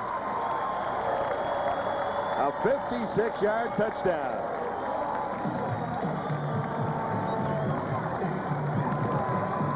Marcus Dowdell told me before the game he was going to make an impact tonight. He said, last week was my first game. I got my feet wet with 6 catches, but he said, Leaf, you watch when I get in there tonight. I'm going to make some big plays. And that's his 2nd catch on the hook, and he spins it to the outside, and with some great speed gets all the way. And Kerwin Bell with his first touchdown pass of the night. The Gold Miners are back in the lead. 14-10. Great combination. Marcus Dowdell from Kerwin Bell. And it's 14-10. Sacramento leading Toronto. Raffle ticket number. Kerwin Bell has his 2nd touchdown toss of the season just when the Sacramento Gold Miners needed it the most. Well, you know, the offensive line allows him to step up into the pocket, and Marcus Dowdell with a nice hook pattern on Reggie Pleasant. Pleasant giving him all kinds of room, and then with some pretty serious speed, he's able to sneak it into the end zone. Well, he just made it in, didn't he? You know, I talked about Dowdell earlier in the game. Was with the New Orleans Saints, and I thought he was going to be there for a long time, but for whatever reason, things did not work out. And Joe Woolley, the offensive line coach, told me that they had been watching him for a long time, and when he came free, they grabbed him fast. 56-yard reception for Dowdell, and that gives the Gold Miners the lead. He was on the neg list, actually, of the Winnipeg Blue Bombers, so they had to make a deal with Winnipeg to free him up so they could sign him here in Sacramento. He's making an impact tonight, just like he said he wanted to do. Here's Robert Gordon, ready to return for the Argos, and Gordon has great room down the sidelines, forced out by Pruitt, and he got a little help from the kicker. Number 14, Roman Anderson, over on the sidelines to run a little interference. So what more could Marvin Graves want than field position like this from a great return by Robert Gordon? Yeah, and you'd really like to answer the Sacramento touchdown with one of your own as quickly as possible, so the kickoff return becomes even more important to be able to start almost at midfield. Almost at midfield is exactly right, at about the 54.5-yard line. 10:03 to go, 3rd quarter. Argos down by 4 now after leading at halftime. Gordon takes the catch, and he only has about a yard. Tommy Smith, number 55, read it well. 2nd play like that Smith has made out there in the flat. Now, Bobby Gordon, the leading receiver for the Toronto Argonauts this year, and this is obviously his best year as a professional with those numbers. Not quite the leader. Mazzani's just a little bit ahead, right? Well, I'm talking catches. Okay. Number of catches, and boy, he had 2 big touchdowns last week. 60 for Gordon, 52 for Mazzani. Mazzani has 975 yards. Argos have a first down as Gordon adds to his total. Very fast, 82-84, Bobby Gordon. Gain of 12 for Robert Gordon. No, John, one of the things that I love about Marvin Graves, when he gets time to throw, I mean, he really steps up on that front foot and delivers a strike with some power. I mean, you talk about his career at Syracuse, over 8,000 yards in total offense. That is a high number. Argos 1st and 10 at the 44. Graves utilizing the shotgun and handing out to the pinball. And Mike Clemens slipped as he tried to cut back into the middle. And he was pinned by Leonard Nelson. And I think this becomes critical for the Argonauts in the second half here. What they do on first down. I don't think this is a situation that Bob Obilovich wants to have time and time again, 2nd and long, because You know, this defense is well documented. Sacramento, they are tough to throw against, and second and long is not a good diet for a young quarterback.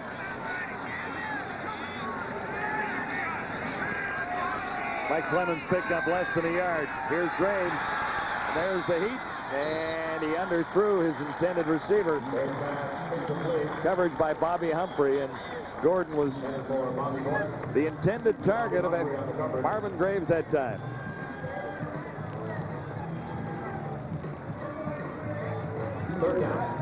Takes a little heat and actually lost his footing there. Well, he stepped up, but you have to give Bobby Humphrey credit. He ran a long way to stay with Bobby Gordon, who's a tremendously fast receiver.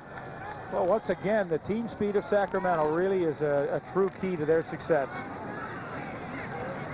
Harris waits for Lamely's kick. He lost it in the lights, and it rolls behind. Kerwin Bell, number 14, will have to lead this Sacramento team if they're to accomplish something. They have built up so much momentum in the last 3 weeks or so by winning 3 of their last 4 games. They don't want to blow it, particularly at home. They have to catch Saskatchewan, who at last report were leading the British Columbia Lions. I had a word with David Archer as he came out for the second half, and he said he wasn't very happy with the fact that Toronto was confusing the defense, or confusing Bell a lot with a lot of different looks, and he said that the receivers have got to do a better job downfield. He said we could have had a lot more points than we had in the first 30 minutes of play. I think he's absolutely right. There were some drop passes and there were opportunities squandered by the gold miners, but for now they have the lead at 14-11.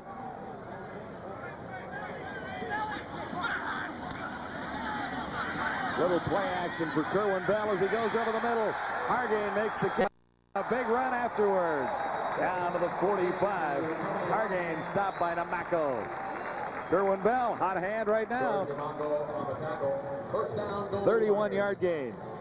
And it's the play action that really freezes Calvin Tingle. Look at him. He's right up into the line of scrimmage there, and then that gives Hargain all kinds of room in that 12 to 15-yard area to work across the middle. And, you know, that's what the play action does. It's designed to freeze those linebackers so you can sneak a guy in behind them.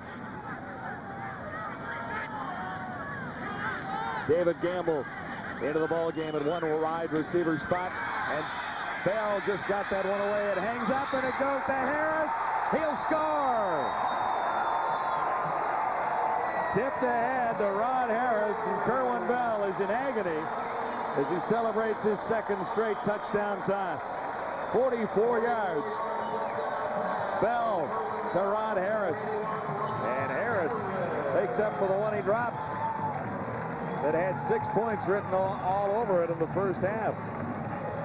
Yeah, depending how you look at this one, it's a great break for Sacramento and very unfortunate for the Toronto Argonauts. And the little dip there, and Reggie Pleasance in deep zone coverage, he just makes a mistake and is not back far enough, tips the ball right into Rod Harris's hands. But when you're in the deep third of the field, as Reggie Pleasant was there, you just can't afford to let someone get in behind you.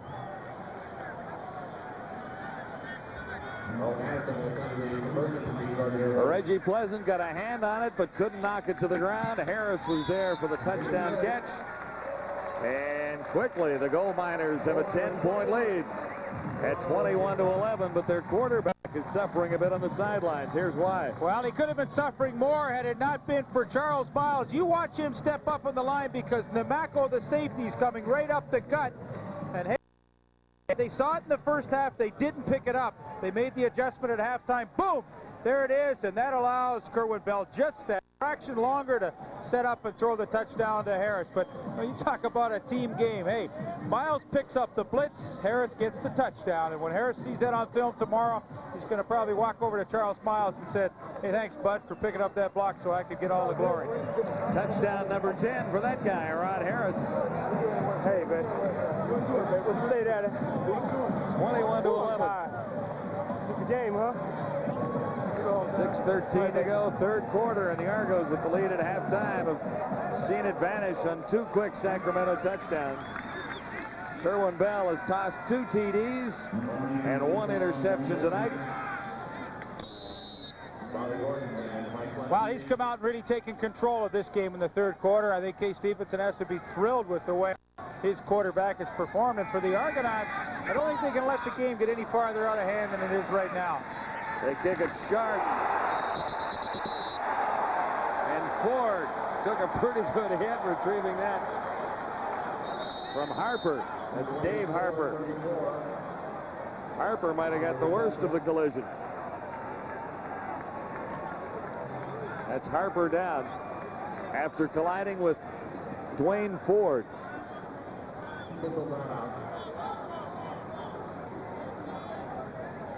We got a closer look at this, Lee? Yeah, look at it right here. Harper, boom, helmet to helmet, and watch the helmet of Harper is going to just fly off after he makes that hit. My, oh my, that is a pretty serious collision right there. One more time. I'm surprised they're both not staying down on the field. Ford got up in a hurry. Harper is still down and being attended to.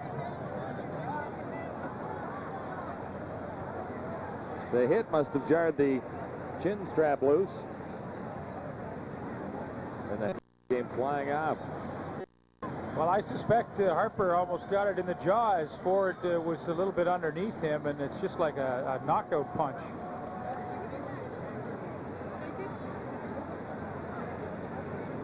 Dave Harper from Humboldt State, a rookie.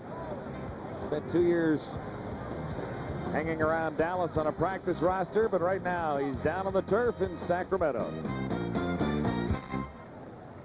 I'm not sure if Dave Harper knows exactly where he is, but he is up and on the sidelines under his own power. After colliding with Dwayne Ford, ready now for the Argo first down, beginning at the 42. Marvin Graves, play action, and on target. It's a big first down for the Argos. As Troy Dickey makes another catch, number 80. In heavy coverage down there, a big 19-yard gain for the newest Argo wide receiver. And the Sacramento scoring drive looked like this. A couple of plays to travel 75 yards, and Rod Harris finished it off with a fine 44-yard touchdown after it was tipped ahead to him from Reggie Pleasant. Argos first down, now at the Sacramento 50. 2 receivers each side. And the pinball, Mike Clemens breaks through, and he'll come close to a first down. He's got that, and he's got more yardage as he gets down to the 30-yard line. Bobby Humphrey finally over to make the tackle on Clemens, who appeared to be stopped a couple of times.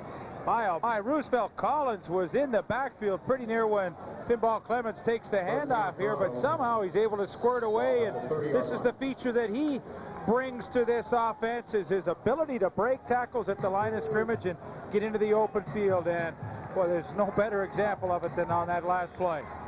Back-to-back 19-yard gains for the Argos, now set up at Sacramento's 30.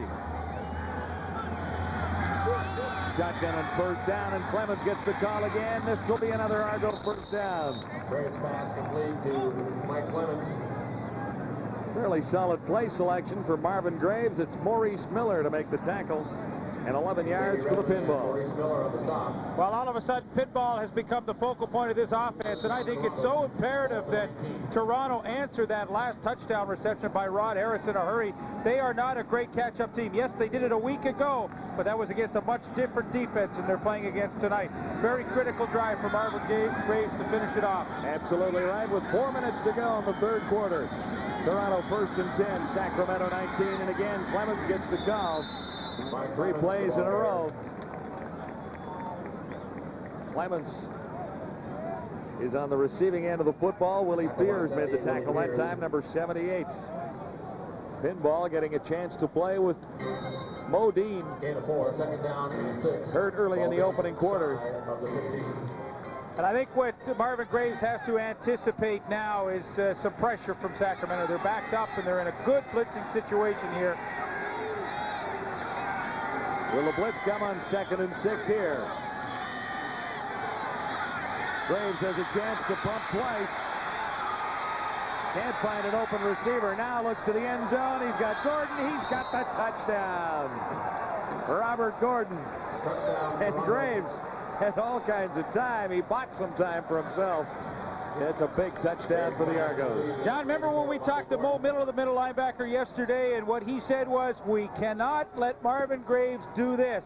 We've got to pressure him, make him throw now. But somehow Graves is able to pump 2-3 times and still not get any pressure and roll out of the pocket, and you're asking for trouble. I mean, there's no way you could stay for a receiver for that amount of time, and he finds Bobby Gordon, who just seems to make big play after big play at crucial times in games, and none bigger than that to get his club back into this ball game.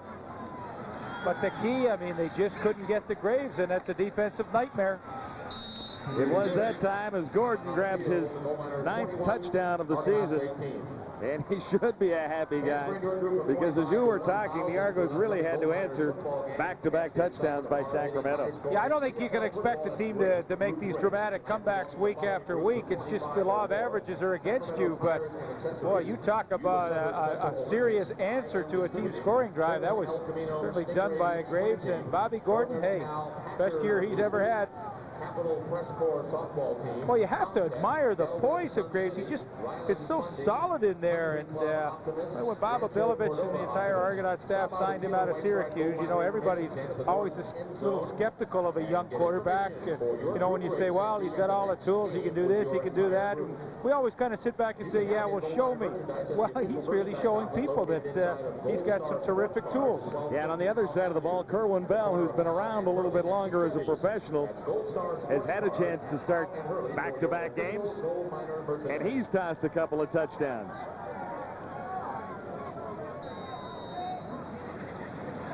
Five plays to cover 68 yards, and Gordon on the end of a 15-yard reception. This is Trey Everett ready to return for Sacramento. And he squeezed through a little hole down there, and the goal miners are set up near the 45. Ken Walcott made the tackle, and Kerwin gets his instructions from Kay.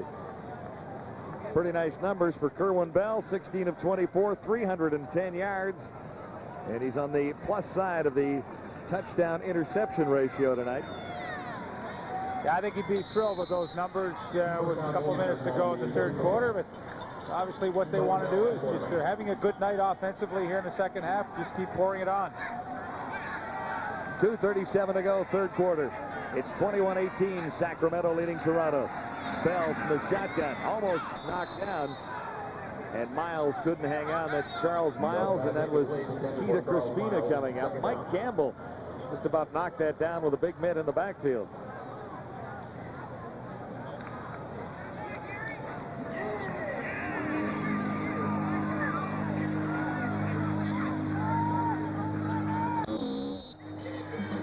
Campbell along with Harding are the veterans for the Argos of the front four, with Jeff Fields and Swift Birch the newcomers.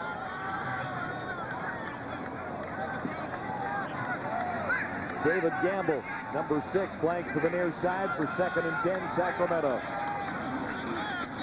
Here comes the Argo charge. Bell unloads for Rod Harris. And Harris is stopped well short of the first down. Tiggle was in the area. And it was Jeff Fields actually coming in contact with Rod Harris.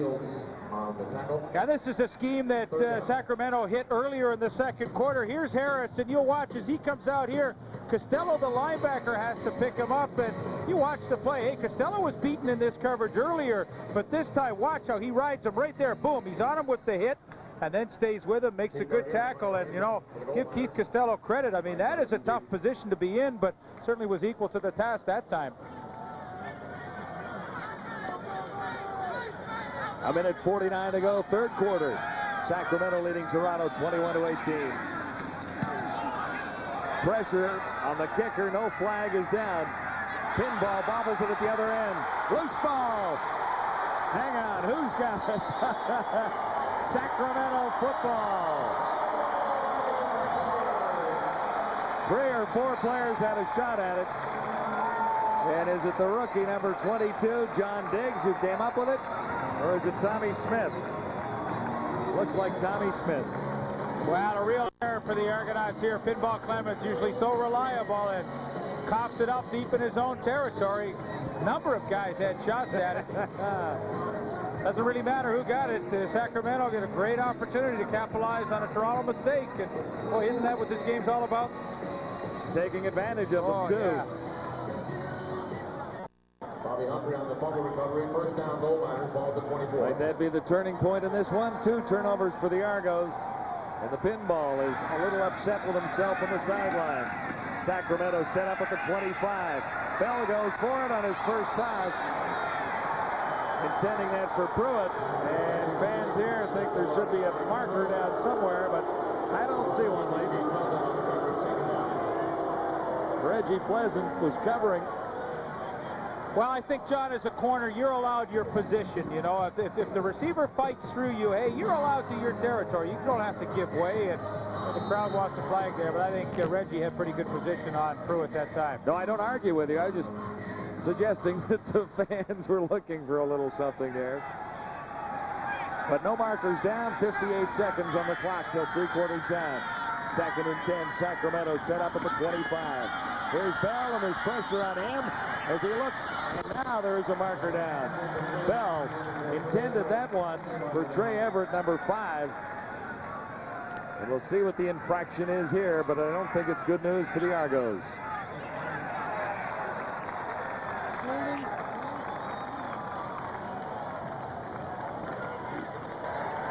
Forward pass interference for the defense, number 19. First down. They got Keita Crispina, and here's how. Yeah, give Kerwin Bell credit. You know, he sees the safety coming out here, so now he's trying to hit Everett on the post, but you'll see at the end, Crispina's covering him. He knows he's beaten, so he'll just subtly put out the arm there and impede him enough that the referee throws the flag. But for Kerwin Bell, super recognition of the coverage. 1st and goal to go, Sacramento at the 7-yard line. This is Miles, and that's the touchdown. Charles Miles, 2nd touchdown of the season. Gold Miners, hot second half. They've scored 3 touchdowns, and that a 7-yard run by Charles Miles. Great blocking up front as Miles went in untouched. Yeah, it sure was. Look, John Buddenberg leads Miles through the hole with the block on Tiggle right there, and boy, that is the way you draw it up on the blackboard. And I think a nice change of pace down there. You've been throwing, boom, boom, boom. Now you change it up with the sprint draw. You get Toronto coming upfield, and there's a huge hole for Miles to go through. And once again, Sacramento answers the Toronto score with one of their own.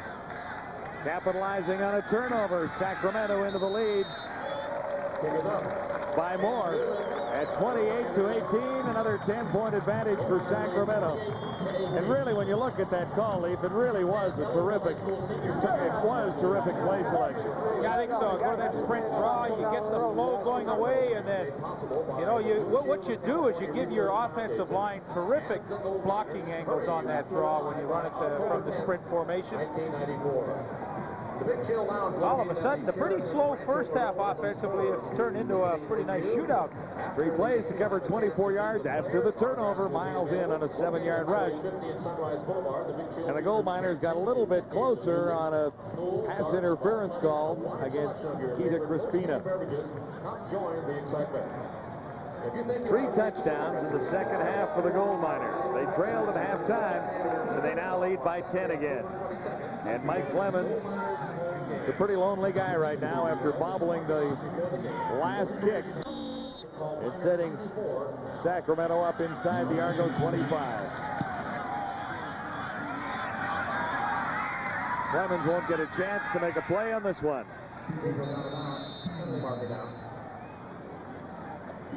13 seconds left in the 3rd quarter. And there was lots of scoring in the 3rd here. 4 touchdowns.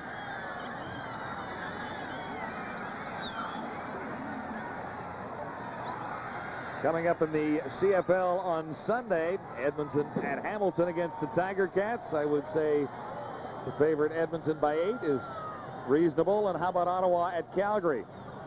Stampeders favored by 22.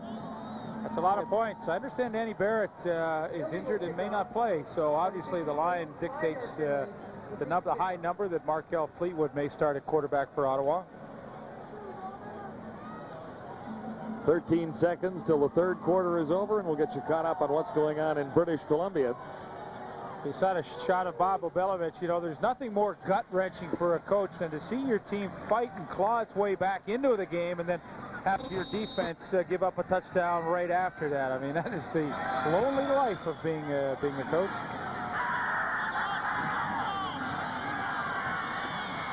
Argos looking for yards on the return, and that's Norm Casola taking that one, number 35.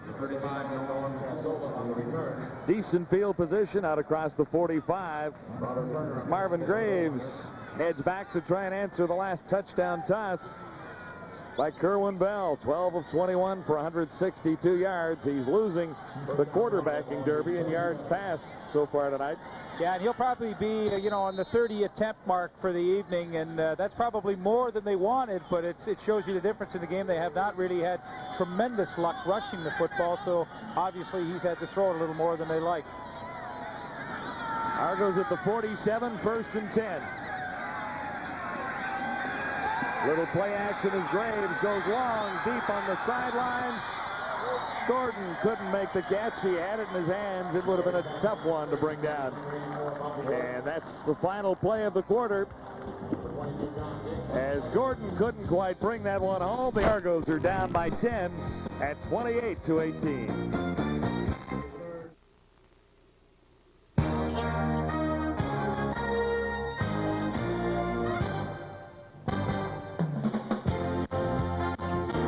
TSN Control, everyone. I'm Teresa Hergert. Well, a big CFL West matchup tonight as Saskatchewan's taking on BC. The Green Riders are in a fight with Sacramento for that final playoff spot in the West, so there's a lot on the line tonight. Saskatchewan leading BC 22-20. Lions quarterback Ken Austin in his first game against his old teammates trying to bring BC back in the late stages of the game. We'll keep you updated. And earlier today, it was Winnipeg over Shreveport 38-22. That handed Shreveport their 14th straight loss, so the Bombers move back to a first-place tie in the East with Baltimore. Welcome back to Sacramento as we get ready for the fourth quarter. And Marvin Graves tries to get the Argos a little bit closer. And the Argos have fallen behind in net yards. 194 for Toronto, 321 for Sacramento. Turnovers have hurt the Argos. Time of possession almost dead even. Saskatchewan leading British Columbia 22-20 in the fourth quarter. I don't think that one's over in Vancouver yet. I'll give Saskatchewan credit. They lost an awfully tough game at home last week to Sacramento. Have to travel on the road, where BC won a huge one over Edmonton at Commonwealth Stadium. So give Saskatchewan full marks for going in and prepared and playing in an awfully tough place out at BC place. Paul Mazzotti to the near side. Has not had a reception so far tonight. This is 2nd and 10. As Marvin Graves rolls to his left and fires. And Gordon makes the catch, and that's a big first down for the Argos. Gordon in front of Junior Robinson. Just what the Argos needed to get a little deeper inside Sacramento territory.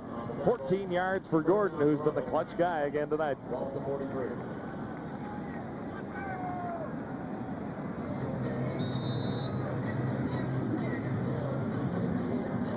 Argos now at the Sacramento 44 with a first down. Just nicely into the fourth quarter. Toronto trailing by 10 at 28-18.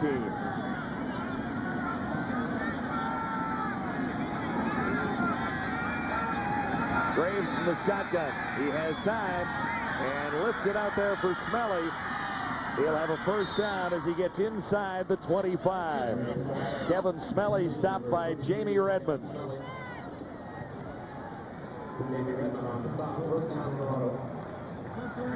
Now Kevin Smelly getting a chance to play here, in for subbing for Dwayne Ford. He sneaks out of the backfield after the linebackers get their drop. Pretty smart play by Marvin Graves to let everybody drop off and dump it underneath and let Kevin Smelly run with it. Nifty little 20-yard gain to set the Argos up at the Sacramento 23. Here's Clemens. He's down to the 20 and maybe across that. Tommy Smith, number 55, left linebacker. The tackle on Clemens that time. Now once again, Toronto 2nd and long, and tough situation. Sacramento's been pretty patient defensively on the last few drives. Haven't brought a lot of people, but once you get backed up and you get 2nd and long, that's usually a great time to bring a little extra heat. Clemens gets a 3-yard gain, making this 2nd and 7.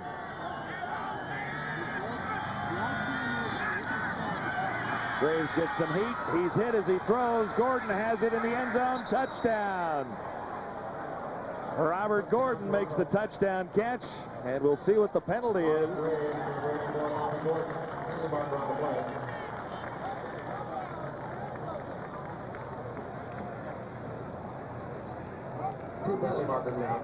A couple of markers down in the field. One going against Sacramento, and I think holding might be the infraction against the Argos. Holding on the offense number 63, defensive forward pass interference on the defense number 9. Penalties washout. Repeat the second down. So it's 2nd and 7. No touchdown for Robert Gordon. Yeah, that's Francois Belanger, who's playing for Chris Schultz at the left tackle, gets called for holding. Maurice Miller came on the blitz and absolutely tattooed Marvin Graves, but give Bobby Gordon credit. I mean, the touchdown obviously doesn't count, but that's pretty good concentration to make that grab. 2nd and 7.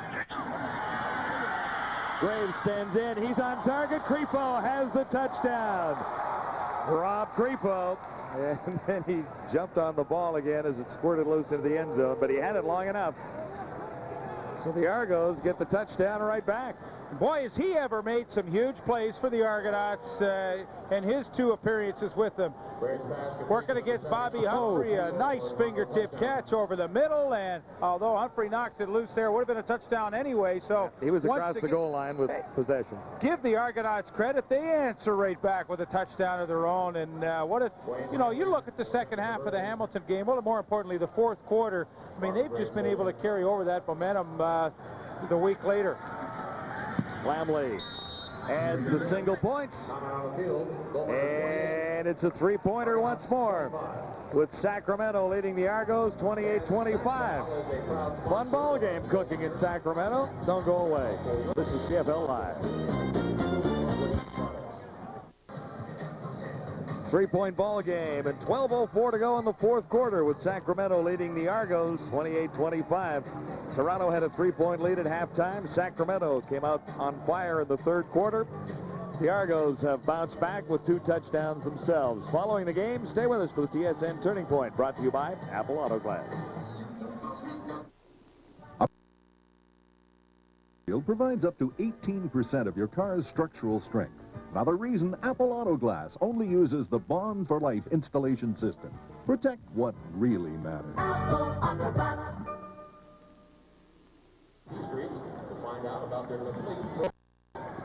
12:04 to go in the fourth quarter as the Argos get set for the kickoff. Lamley has it teed up on the 35.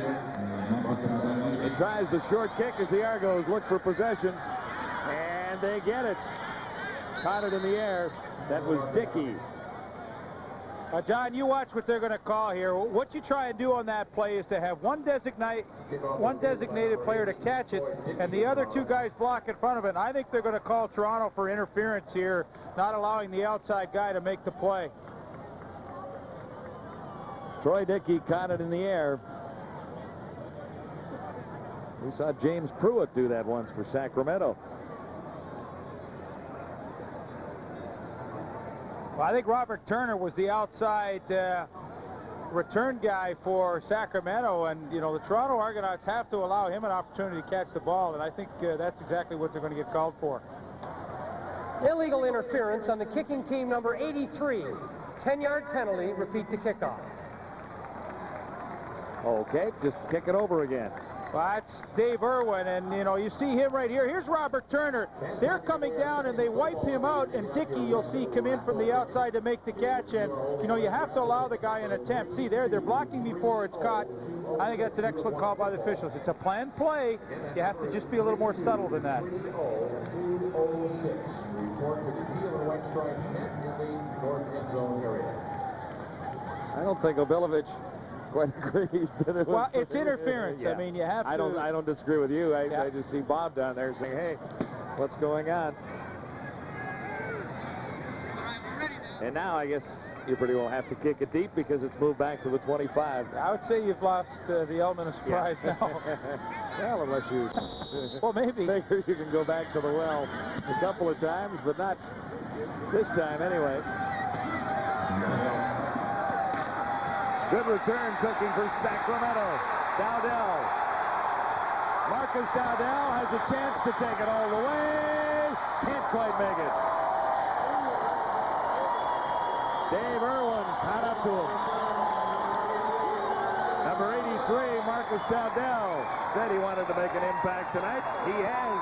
Well, he truly has. Has one touchdown reception already, and now a tremendous kickoff return. You see it open up to the right side of your screen, and he influences the cover people by taking it straight upfield and then designed to break back to the outside. A little block from 29, Robert Turner, and boy, oh boy, this is just back and forth. Tremendous action. Marcus Dowdell making a tremendous contribution to this Sacramento team. A 75-yard return sets Sacramento up at the 7-yard line of the Argos. Marcus Dowdell playing his second game for Sacramento. Miles gets the call, and he stopped almost in his tracks. Grabbed there by Swift Birch, number 90. Let's go. There's Marcus Dowdell. Let's go, baby. For whatever reason, things didn't work out in New Orleans, and now has seemed to have found a home for himself in Sacramento.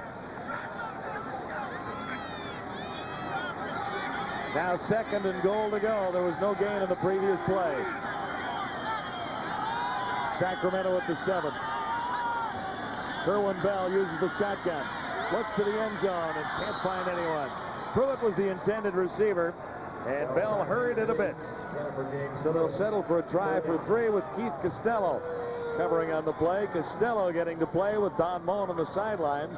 One of the knocks on James Pruitt is sometimes he just becomes a little disinterested out there. Now, hey, this is a critical time in the game and you have a chance to make a key catch. Well, that's not much of an effort to go for that thing. I mean, he's 6'3", and you can lay out for that football. It wasn't a horrible throw, and well, that's what some of the people have talked about in Sacramento, that sometimes they don't always feel that he has his heart in it. And there you see Cade Stevenson probably saying the same thing. He's talked to the spotters upstairs, and they probably said, hey, Cade, tell him he should have made a better effort on that one. For 3. And Roman Anderson gives Sacramento a 6-point lead again. Could have been worse for the Argos after a 75-yard return by Marcus Dowdell set Sacramento up at the 7-yard line.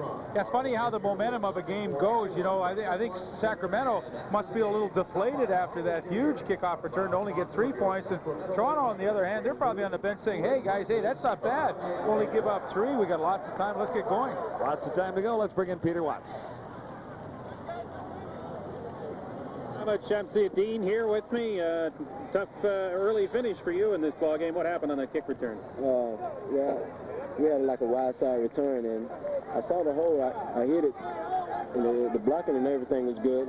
A guy came off on one of the blocks, and his helmet kind of got under my thigh pad, and it was a deep like thigh bruise on my thigh. So it's bruised pretty bad, but hopefully I can get it iced and stuff by next week and be able to play next week. Well, that's what we all hope can happen. This is a good ball game. It's opened up a little bit in the second half. Yeah. We've been doing pretty good so far. The comeback we had last week, hopefully we can pull one tonight. All right, good to see you here. Stay healthy, eh? Good luck. Thanks. Robert Gordon to return for the Argos. And he can't quite get to the outside. Still, Robert Turner made the tackle, but it's not bad field position. Out across the 35. Gordon seems to be limping a little bit. Marvin Graves in his second start against Kerwin Bell in his second start. 196 yards for Graves, a couple of touchdowns, 315 yards for Kerwin Bell, and 2 touchdowns. Yeah, and I think both quarterbacks would be happy with those numbers as they are right now. Graves was good on 10 of 15 for 3 TDs last week. And Masadi has 5 yards. Turner doesn't think it was a catch, but it is ruled that way. That's Robert Turner into the game. in the secondary. Yeah, his first catch of the night for Paul Mazzotti. I had to double check that one. He waited till the fourth quarter to get his catch. Of course, I told you earlier, he's only 25 yards away from that magic 1,000-yard mark. First time he will have accomplished that in his career. Gain of 6. This is 2nd and 4. And Gordon makes the catch. He'll have enough for the first down. Robert Gordon, Mr. Clutch for the Argos tonight. Well, this is good situational offense for Marvin Graves. You know, you got like 2nd and 6, so hey, you look and you see the defensive backs giving so much room. Why not run Bobby Gordon on a quick out? Easy pass to complete. Gordon's having a good night, but I mean, that's smart quarterbacking. You see the defense laying off, you only need 6, run the out. 1st and 10. Troy Dickey, the newcomer, to the near side. Mazzotti. Flank to the far side of the field, top of your screen. Marvin Graves with time. And he's on target for Mazzotti. Stopped by Turner, number 28. So Mazzotti is quickly into the offense after going 3 quarters without a catch. He has 2 of the last 3. Yeah, what you have to like about Marvin Graves is his ability to look front side, the receivers not see anything open, and then come backside. I mean, he is mature beyond his years. There's no question about that. He did that in the Hamilton game, and to be able to look back to your 3rd and 4th receivers is truly a true talent. Argos trailing by 6 at 31 to 25. Here's Mike Clemens. And the initial hole was plugged up in a hurry. Clemens had to backtrack, and he's grabbed by Leonard Nelson. Gain is a couple.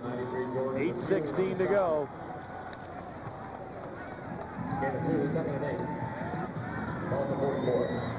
Mike Clemens, 12 carries for 52 yards. And the one memorable moment, the fumble on the kick return, or the punt return, I should say, would set up the last Sacramento touchdown.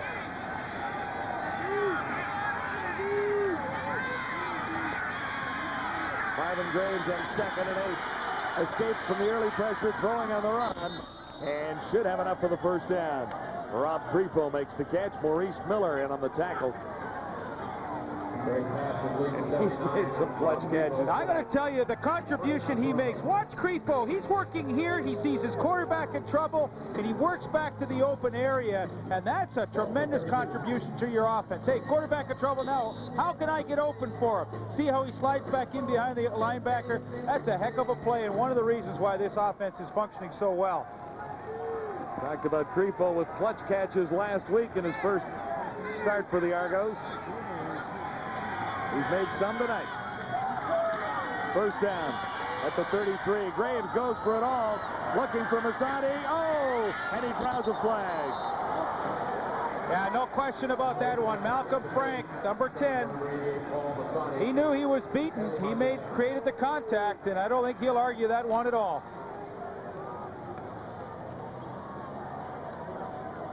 Marvin Graves looked to Paul Mazzotti. Defensive pass interference. Number 10 on the defense. First down on the 1-yard line. You know, John, I talked to corners around the league, and I asked them about Paul Mazzotti, and they all say the guy is sneaky fast. He doesn't look fast, but all of a sudden he's in behind you, and you're saying, how did I let him get in behind me? But time and time again, he does it. Sets the Argos up on the 1. And it's 1st and goal to go there. The Argos get a chance to tie it on this play. Over the top. Did they call it a touchdown? Smelly got the call, and I don't think they'll get the touchdown there. Leonard Nelson stood up and on top of the line, and Smelly trying to go over top. Well, this has been a problem area for the Argonauts all season long, where they've been down deep in scoring territory. They've had, for whatever reason, tremendous difficulty punching it in. Tough call. 2nd and goal to go now from the 1. And Smelly has it this time. The Argos have tied it up at 31-31. Took Smelly a couple of cracks to get over, but number 33 made it on the 2nd try from the 1. Well, the Toronto Argonauts answer once again, and it's good hard-nosed running by Kevin Smelly. The key is to get your shoulder square to the line of scrimmage so you can almost deliver a blow as a running back and absorb any hits that come into you. And boy, oh boy, some huge plays by the Argonaut offense has got them right back into this one. In fact, can take the lead. The Argos have the lead by a point on Lamley's point after touch. It is 32-31. All kinds of scoring in the second half in Sacramento. And lots more to go with 5:48 remaining on CFL Live tonight. Well, there's a big cheer that just went up here in Sacramento. Word from Vancouver tonight that Louis Pasaglia has come through with a field goal with no time left on the clock. The British Columbia Lions have rallied to defeat the Saskatchewan Roughriders 23-22, which means that if Sacramento can win tonight, Sacramento can move past the Western Riders into fourth place in the West Division. A great final, obviously, a great score for Sacramento fans. What happened in Vancouver that just cleaned up moments ago. Yeah, Peter, what a way for the BC Lions to bounce back after a pretty miserable September. Big win last week. Now in same fashion, another field goal win, and they only trail the Stampeders by 1 point now in the Western Conference. Of course, Calgary plays on Monday. Dowdell had a great return the last time, and this isn't bad either. Penalty marker down as he crosses the 45. George Namaco made the tackle there. And here's the Argos scoring drive. 8 plays to cover 73 yards. In a time of 4:53, it took Smelly a couple of cracks at it at the 1-yard line, but he got across. The Argos have a 1-point lead. Well, you have to like the way Marvin Graves has stayed calm under intense pressure here tonight. And, you know, he's trailed all the way through the game. Now finally gets the lead, but boy, he is pretty calm, cool, and collected. I had a chat with him in the warm-up, and, you know, he was focused, in full command of the offense that he wanted to run tonight, and, boy, he is impressive. Sacramento beginning at the 47-yard line with a first down. Bell can't get away, then he does.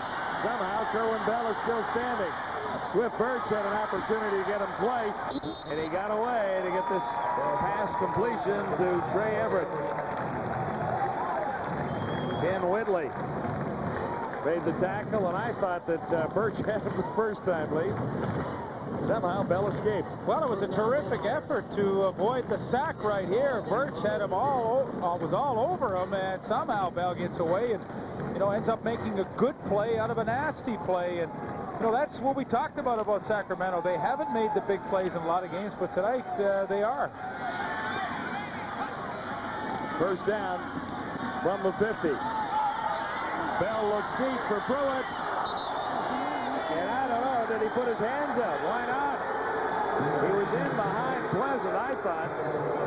Well, it's tough to tell whether the crowd is booing maybe what they felt was interference, or the fact that, you know, Pruitt just didn't lay out. I mean, he's got an opportunity here to really go after it with his size at 6'3", and for some reason he just chooses not to. Get a look at it there. You be the judge. Did he have a chance to lay out for this ball? Oh, I think so. My, oh, my. He had a chance to make it look a lot better than that, is at least what he had. And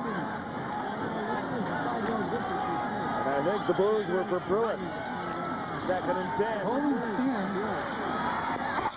Bell almost has it picked off. Dowdell was the intended receiver. And Keith Costello was almost a hero for the Argos. Broken up by Keith Costello. Clear now. But Keith Costello had a big interception last week that began the fourth quarter barrage in their win over Hamilton, and well, that time so close to yeah, he knows it. That could have been his second pick, and you know, it's a nice opportunity for him to play. Donnie Mullins out of the lineup, and Costello had 7 starts last year. This is his 2nd start in 1994. He's a pretty capable guy, but injuries have slowed him down earlier in the year. He's had a solid night tonight. Argos leading by 1 with 4:18 to go, fourth quarter. Little heat on Gurdier, but he gets a good kick away. Mike Clemens chased back to the 1-yard line. Found a way to get away from a couple, and he's out near the 15. Penalty marker down on a 14-yard return. It was a solid effort by Clemens. We'll set it all up for you when we return to Sacramento.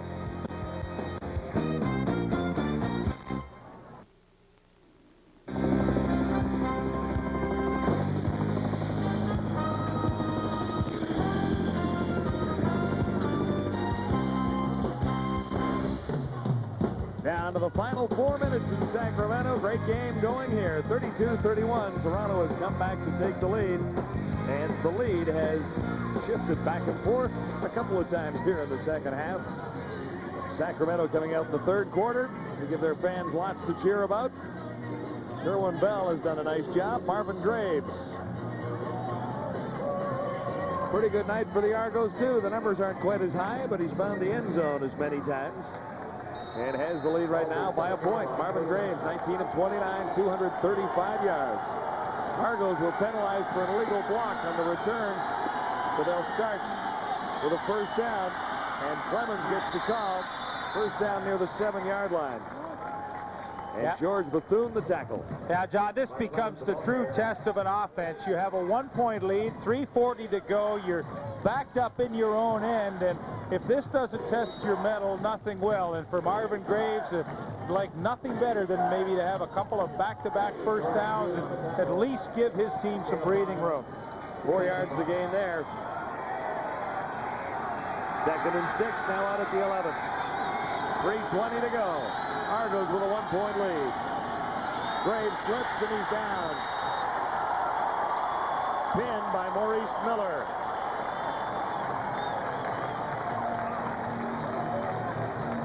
Who are these guys with the masks on? Tough to tell with the masks on. Well, they're happy. They know their team has a terrific opportunity right now. The defense did its job. Marvin Graves wanted to run the quarterback draw, slipped and fell, and you know, a quick 2-and-out, and the Gold Miners are going to have tremendous field position after this Lamley punt. Yeah, Lamley about 10 yards deep in the end zone, so the return guys for Sacramento are standing at the Argo 45. I'm not so sure that Graves' back isn't bothering him again. Well, you know, he really took a kind of a nasty fall there. When your feet slip out from you, obviously you're not expecting to go down, and I think you're right. He maybe did jerk something there in the lower back area. Exactly 3 minutes to go.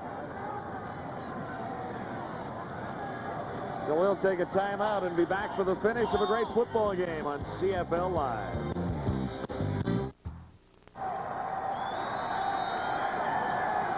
Well, the Argos in a little bit tough as you look at the situation right now. They lead by a point, but will be forced to kick it away.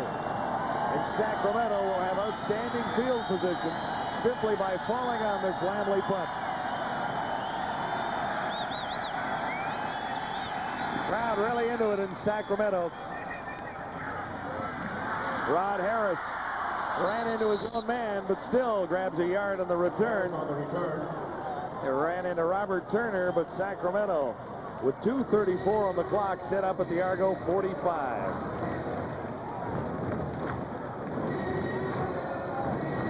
Well, Wellesley, it's been quite a game, hasn't it? It really has. Lots of peaks and valleys, ups and downs. Gold Miners, 24 points second half. The story of the game brought to you by Dodge Truck, reinventing the truck. Bell, 328 yards passing. He'll add a little more here with 2:34 on the clock. 1st and 10, Sacramento at the Argo 45. Miles made the catch, but he's decked for a loss of at least a couple by Rodney Harding. Big play for the Argos by Harding. Charles Miles.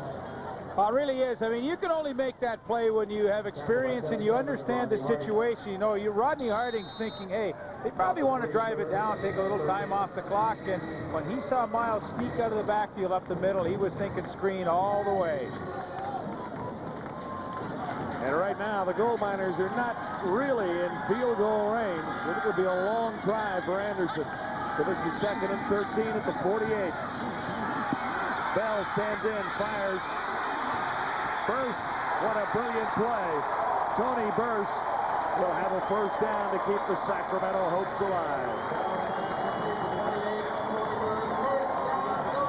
Kevin Windley shaken up on the tackle. Yeah, and this is when your quarterback's having a good night. Here's Burse here, and he's just going to sneak out of the backfield over here because Toronto's only rushing 4 men. The linebackers all get the nice drop, and now there's Burse, sneaks out of the backfield. There he is. Good, easy target, and Bell has no choice but to give it to him, and then Tony Burst, who hasn't handled the ball a lot tonight, makes a heck of a play, and you see him run into Whitley there at the end, and Whitley actually still down, kind of got a leg whipped at the end, but, you know, that's, you know, you have to do sometimes what the defense tells you to do, and Toronto was saying, hey, you got to throw underneath, so they did, and they still pick up the first down. 16 yards, a great burst of speed there. Ooh, it's a little pun there. No, I talked to Kay Stevenson yesterday. There's a good look at David Archer in the middle, but, you know, I said, hey, does it make any difference to you now that you've got a kicker like Roman Anderson who's so much more consistent? He said, no, we just try to score touchdowns. Well, you know, in a situation like this, I really don't believe it. I think with 2 minutes to go that, you know, they want to play it safe, grind it down, and the worst thing that ever happens is bring Anderson in to try and kick a game winner. Yeah, well, that 16-yard gain sets Anderson right within easy range here. They can take a little time off the clock. Not that they wouldn't rather have the touchdown, but it's nice to have in the back of your mind that you don't have to go for the home run toss, is it? Yeah, it changes your thinking. I don't think there's any question about it. Kay wouldn't admit it yesterday, but I can't believe that it doesn't.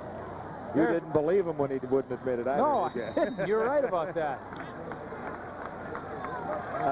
Osmond Berry is in for Kevin Whitley now, so watch Kerwin Bell look to the newcomer in the secondary. Maybe not. This is Miles. Lost the ball. The Argos have a chance to recover, and they have. Peter Crespina got it, but I think they're going to call it down. You'll wait and see. One official's pointing to the ground. If the ground can't cause the fumble, I don't think there's any question that he was down on a play. I would agree. Crespina jumped on the loose ball, but the ground can't make you fumble, as Leo Cahill always used to say. Well, you be the judge. There's Tiggle, makes the tackle right there, and as he's going down, no question, the ball was dead. That's a good call. And up for the first down as Sacramento continues the drive.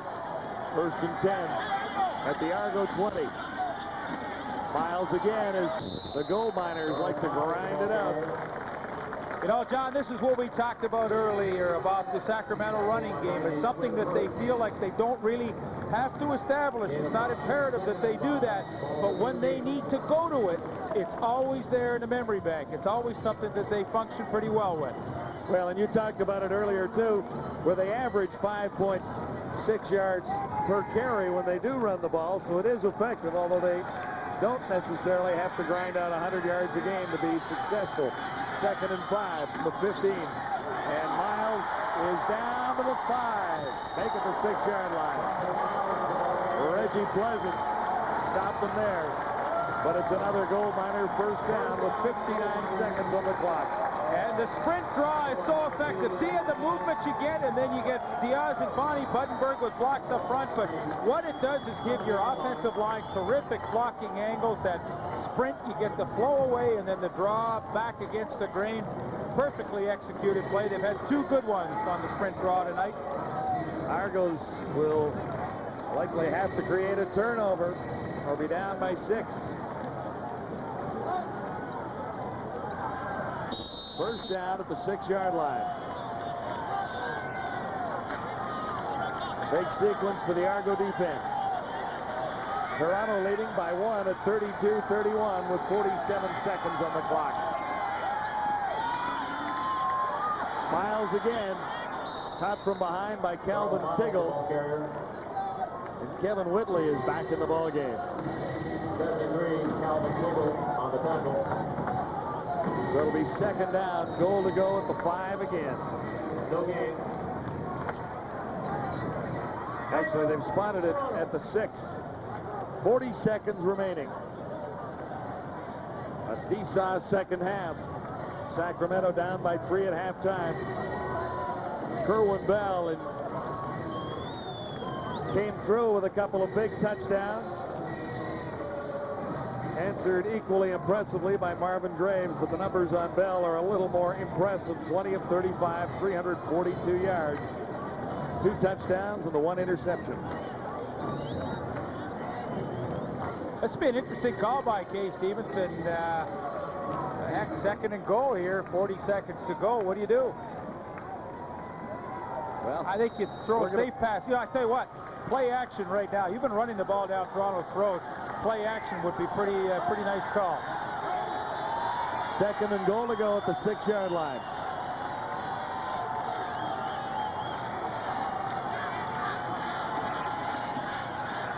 Miles goes to the outside. There's a marker down. He tries to cut the corner and doesn't quite make it. Hang on. They're looking at a touchdown here, but there's a marker down. And Mike Campbell is a little steamed.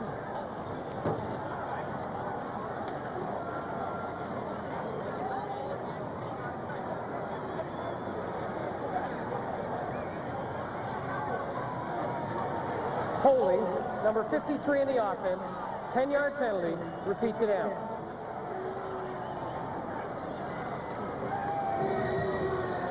Chris Dyko wears number 53. If you watch Dyko right here, watch the hook coming back. I mean, there's a couple of guys. He puts the hook right here. There's the grab. Watch the left arm. You'll see it there. There's holding right there on Blunt. You could call Burst 28 for holding there on Crespina. So a lot of holding. Only can call it once for. 33 seconds left on the clock. Now it is second and goal to go at the 15. Miles again. And they're setting up for the field goal.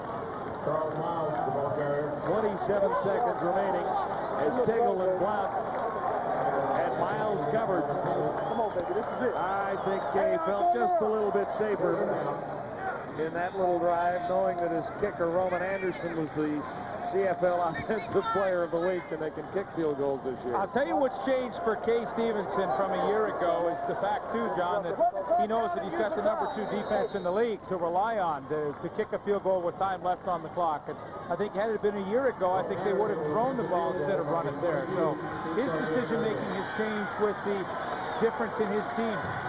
Time ticking away, 13 seconds left. 22-yard field goal, and Anderson has it. Roman Anderson, he's been hot. Perfect night tonight. Oh, he did miss one. 4 of 5 tonight. He missed the short one earlier now, I recall.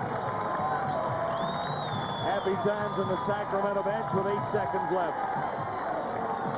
Now have a look at the reactions.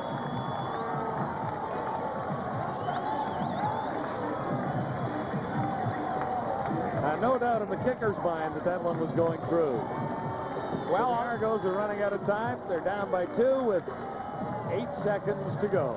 And with one stroke of Roman Anderson's leg, if this lead holds true, the Sacramento Gold Miners are now in 4th in the final playoff spot. Moved ahead of Saskatchewan thanks to a victory engineered by Anderson last week over the Rough Riders at Taylor Field.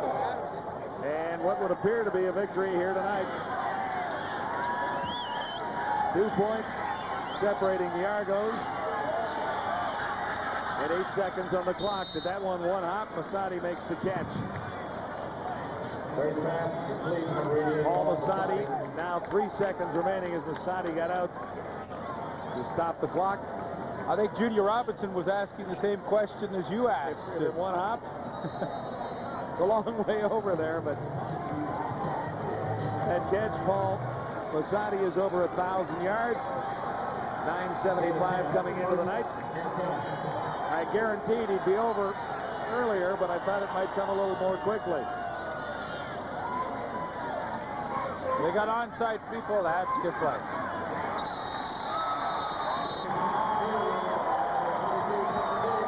And so it ends in Sacramento. The Gold Miners 2-point winners over the Argonauts. Obilovich had his chances. Kay Stevenson missed early opportunities, but his team came back when it counted. Solid performances by both quarterbacks. But Kerwin Bell is the winner of this one. So he's 2 for 2 as a starter for the Gold Miners. Well, I thought Kerwin Bell played terrific. The TSN Turning Point brought to you by Apple Auto Glass. Well, John, there was tremendous flow to this football game, but it all ended up with the Roman Anderson field goal kick for the Sacramento Gold Miners to win it. I think honorable mention goes to the defensive stand that gave them the ball in great field position to set up that kick. That, of course, is our turning point of tonight's ball game. A cash donation will be made to the Coaches Association for the training and development of amateur athletes on behalf of TSN and Apple Auto Glass. The pick of the crop from coast to coast. Little change in the West standings as a result of this football evening in Sacramento and the one in British Columbia. The Gold Miners move slightly ahead of the Saskatchewan Roughriders into 4th spot. Yeah, John, Fred Anderson, the owner of the Gold Miners, said, now, Leaf, you keep me updated to what Saskatchewan's doing tonight. It's important to us, and yes, it was. They have grabbed the final playoff spot in the West. Yeah, still some time for the final playoff run, but for now, the Sacramento Gold Miners are definitely in playoff contention after a point win over the Argos tonight.